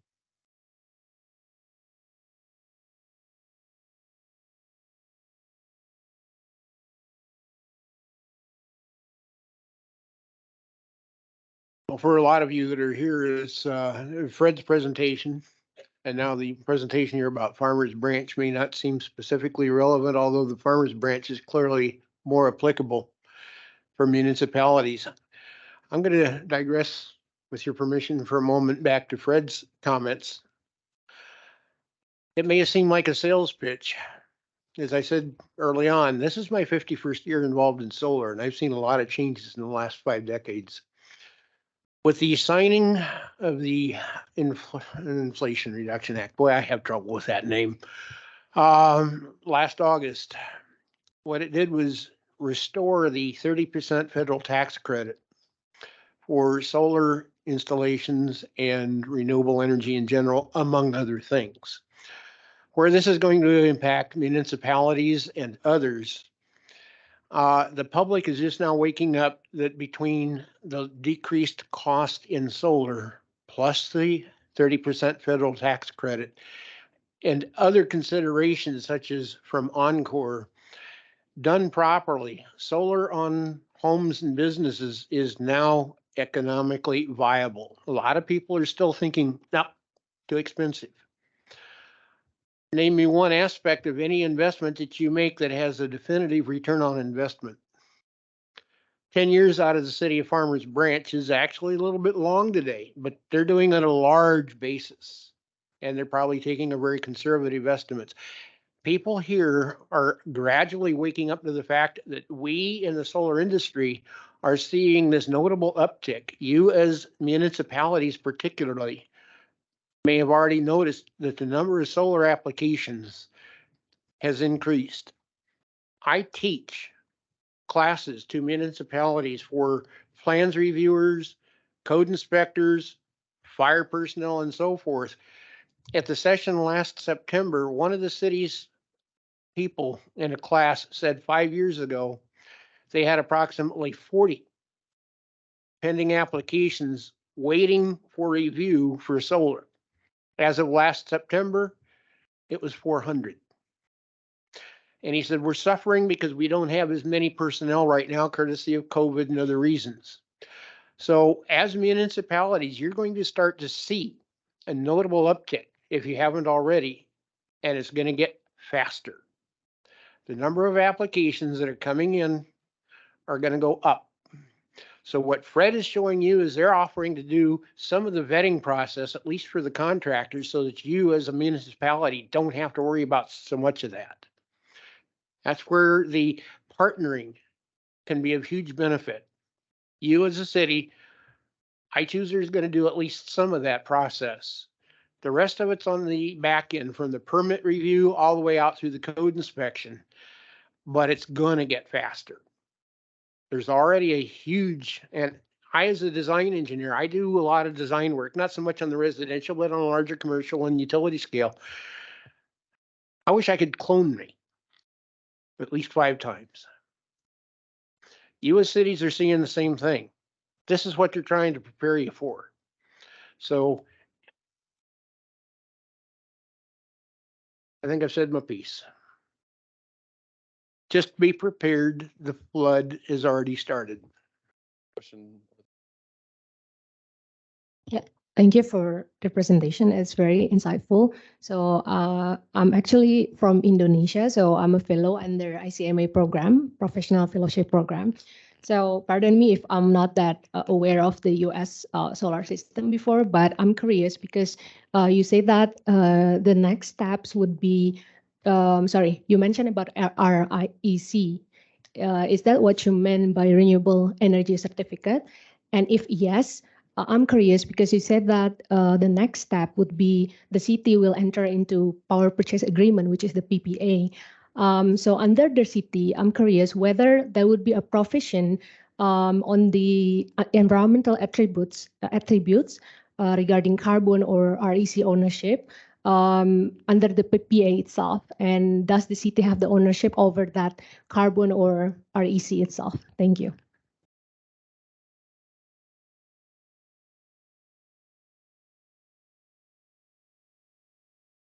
By getting those, that's how we can make. And as calculating gas inventory, because we're sourcing that from that, we won't have the emissions associated with electricity like we currently. I have a follow-up question. So that REC is produced by under US city level, or is there any other organization that produce that? Because I know there are several organizations, especially in California, that they produce REC and they would sell it everywhere in the world. One of the solar or projects, which is in Indonesia, in my country. Yeah, that's also my follow-up question. Thank you. Yes, I believe. How the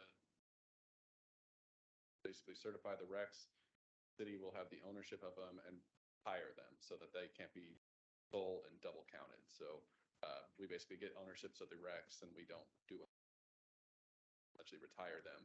That way we can claim the essentially the carbon credit, if you will. Okay, thank you. I was just going to add, you know, we've mentioned the IRA a couple times today, and maybe just another thing to consider about what happened in the IRA. Michael mentioned earlier the introduction of the direct pay option. So now the local governments can monetize the tax credits in a way that couldn't be done previously. And what we're already seeing is, whereas a PPA is a natural procurement option for a number of reasons, and there may be good reasons to PPAs aside from the tax credits, we're anticipating a lot more local governments doing owning the system themselves going forward, because you can now monetize the tax credit, and PPAs inherently do have some transaction costs built into them. And so as you're looking at options going forward, do consider both a PPA and an EPC option and compare those.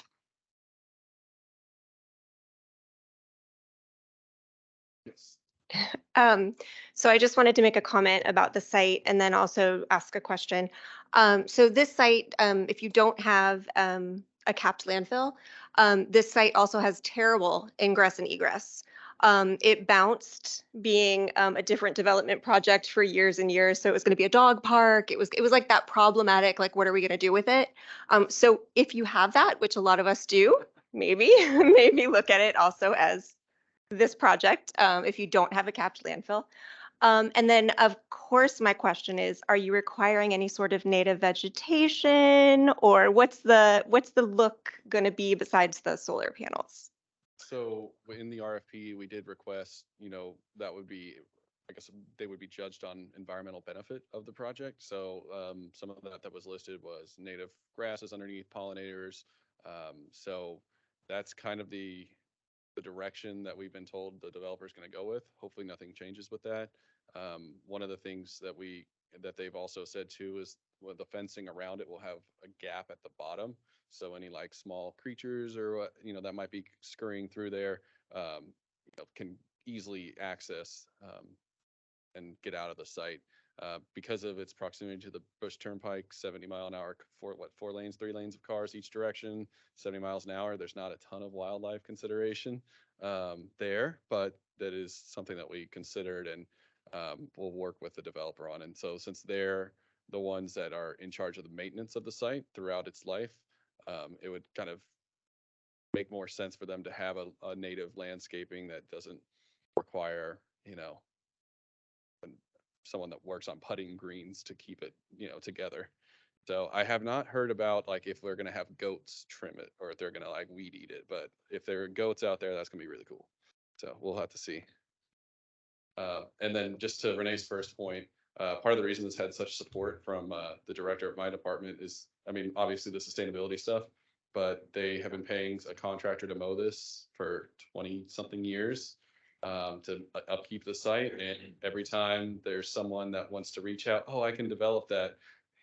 Being the landfill person, he has to provide all the information, the remediation costs, so I don't know how many wasted hours he spent putting all that information together for every person that comes over and says, we're going to turn this into a baseball field. We're going to turn this into apartments, a warehouse, whatnot. And then they see the remediation estimates and they're no way. So in a kind of funny, lazy person way, it's like, hey, it's done. I don't have to worry about this and waste my time on this anymore, which is nice. There's a comment I could add. City of San Antonio and CPS Energy specifically has what they call the Alamo projects. That started out and it proved to be so successful, they enlarged it by 50%. Each one of the sites has a vegetation management requirement. They brought in sheep and goats. The sheep are called lambscapers. And they also had 2 sheepdogs. One of them's named Watson. Can't remember the other. But the animals actually keep the vegetation to a reasonable level. And they actually use the shade from the solar panels during the heat of the day. So it is doable.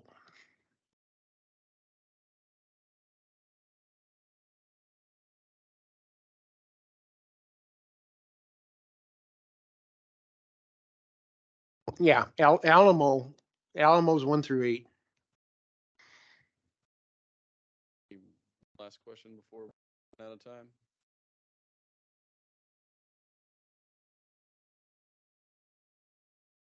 So it'll be 7.25 megawatts.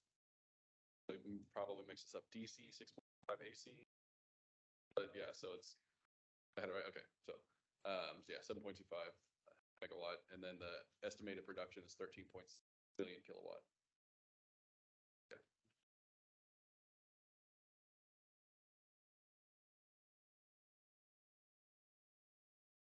I can't recall if I'm actually supposed to say the number, but I will say that just for safety, or not safety, but like because of that, a lot of times we do bids for our electricity contracts.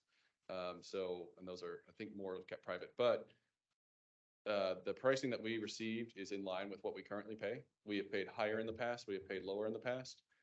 We did indicative bids for the project, or like when we were at the, deciding whether to move forward with the project on what the current electricity rates were, and they were right in line with what we were paying. And so now, post winter freeze, and the prices going way up, our locked in prices cheaper than the market that we would get through our traditional procurement of electricity.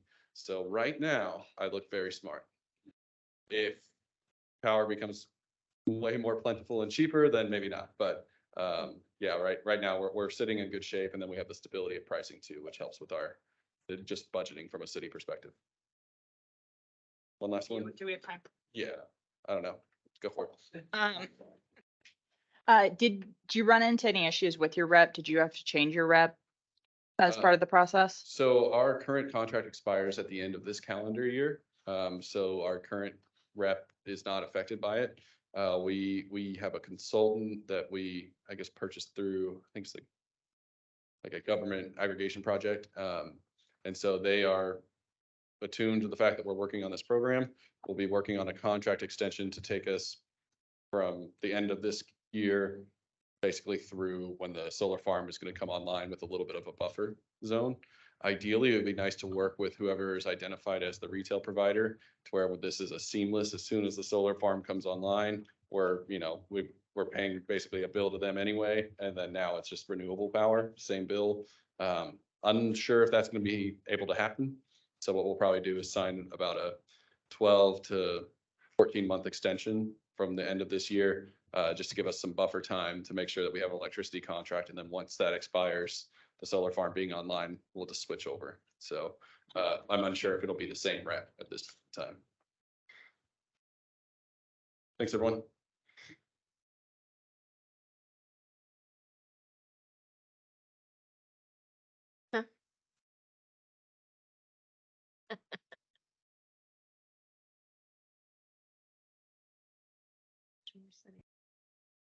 Lori, mind if I give 2 cents worth real quick? Unrelated. A lot of folks here are hearing acronyms maybe for the first time. I'll tell you what, this was good information, but they know it so well that as a professional engineer, I have letters PE after my name. Somebody once asked, what does PE stand for? I said, plain English. REP, Retail Electric Provider. REC, I always knew them as renewable energy credits. Now they're called certificates. Same thing. Just for the use of renewable energy. And PPA is a power purchase agreement between the producer and the consumer, and it's a contract. It says, okay, over the period of this system and our use of it, this is what we're going to pay you, or this is what you're going to charge us for the generated energy. So, sorry, we just had a lot of acronyms thrown around here at the last minute, and sorry for jumping in. I wanted to flag a couple things that either occurred to me or that I clarified for myself during the course of today's session. Especially for those of you who are with local governments, which is most of you, there's a couple opportunities coming up that as you leave here today and you think about everything that you've heard, I want you to keep these couple opportunities in mind. So one is called Clean Energy to Communities. A couple of you have heard about this in a couple ways, but there's actually 3 different initiatives under the same program name of Clean Energy to Communities, which makes things really confusing. So I'm going to try to verbally articulate this, and then we're going to be sending out the slides and the survey in very short order, and we'll add links to each of these things. But Clean Energy to Communities is an initiative under the National Renewable Energy Lab, and there is a expert match program where you can get 40 to 60 hours worth of technical assistance from a National Renewable Energy Lab staff person to help with some sort of like time-sensitive near-term decision-making that a local government or decision-making authority needs to do to advance clean energy topics within your jurisdiction. And that's just kind of this ongoing opportunity. So some sort of thing comes up, you've heard something today and you're like, hey, we want to do what Farmers Branch is doing, but we don't really know where to start. And maybe or we want to offer this program to our residents, but we don't know if it's the best fit. And you need some technical assistance, like technical expert assistance, NRO can help. And that's just kind of an ongoing little web sign up thing. There's another Clean Energy to Communities opportunity called a peer learning cohort. The application deadline is Monday. I'm sorry. But it's non-financial and you're just signing up that we're interested and we've got a staff person that we're going to dedicate to attending this series of meetings for a peer learning cohort. And it's like over the course of, I think it's 6 months, few hours. There's 3 topics. One of them is clean energy purchasing for a local government. One of them is integrating community voices in clean energy planning, which could be a way of getting more community engagement, low and moderate income household opportunities and things like that. So if you Google, I'm sorry, but if you Google Clean Energy to Communities Peer Learning Cohort, It's a National Renewable Energy Lab webpage, and it should be the very first hit. But those are a couple things that are really, I think, really relevant to today's discussion that could be actionable things for y'all to take away with you as you think about, hey, this was really interesting, but I'm not sure what the next step might be. One of those things perhaps could help you with that next step. The other thing is that one of the programs that was created under the infrastructure law is from the Environmental Protection Agency. It's their climate pollution reduction grants. We at North Central Texas COG will be coordinating on behalf of our region the development of a climate action plan that has to be done by about this time next year. And we've got a bunch of y'all gave us letters of support. Thank you for those letters of support to our cities and counties in the room. But there's an opportunity for cities and counties to apply to get implementation grants from EPA in conjunction with participating in the NCT COG developed regional climate action plan. So those things go hand in hand. So we're going to be doing a series of meetings with y'all over the next, I don't know, 6 months or so, to say, what kind of strategies, what kind of climate pollution reduction strategies do you want to have included in the regional climate action plan? Things like what you've heard about today, whether it's opportunities to get your residents into solar or producing more electricity on sites within your own boundaries, those things could all be part of the climate action plan and maybe could be funded through implementation grants. I don't know. Those are just ideas. So I just want y'all to be thinking about that as you leave today. And then don't forget, there's also the Soul Smart program has technical assistance as well. And the guidebook from ICMA that was presented on today is there to help walk you through things. So I just want to make sure that everybody thinks about those actionable steps as you leave. So thank you again for coming. Oh, yes, questions for me.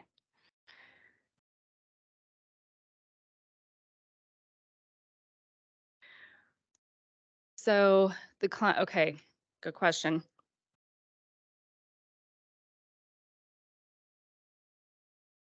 Are you asking me such hard questions? You're fine. So the climate pollution reduction grant is a 2-phase program, and I don't think anybody here is from EPA. I'm just going to say I think it's a little bit of a mess, but that's okay. So there is a planning grant. That's what we just applied for as COG, and that we are going to administer on behalf of the region is to draft the plans. That is phase 1. Phase 2 is implementation grants that cities and county, that we don't have the rules yet for that. EPA hasn't released the guidance, but we think cities and counties will be able to just apply directly to EPA. And that is to implement stuff that is consistent with the plan that we developed for the region. It gets a little wonky because you get to apply for the money this summer, but the plan isn't due until next spring. We'll set that aside. So we will hopefully get more guidance from EPA in the next few months on exactly what that should look like. But spoiler, when we finalize our regional greenhouse gas emission inventory and then refresh it with the latest and greatest, the biggest greenhouse gas emission producing sectors in our region are transportation, and then residential energy consumption is very high up there as well. And then the rest of the energy consumption. So solar has a role to play. Cassidy? Have you been working with, or do you know what's going on with the state in terms of their implementation grant under CPR? For climate pollution reduction? I just know that TCEQ filed to be the entity for the state of Texas. So the state of Texas did claim up the money, their funding. We are waiting to hear if there's going to be any sort of like massive coordination effort, but there are calls happening among all of the metro areas that EPA is facilitating. Cool. Thanks.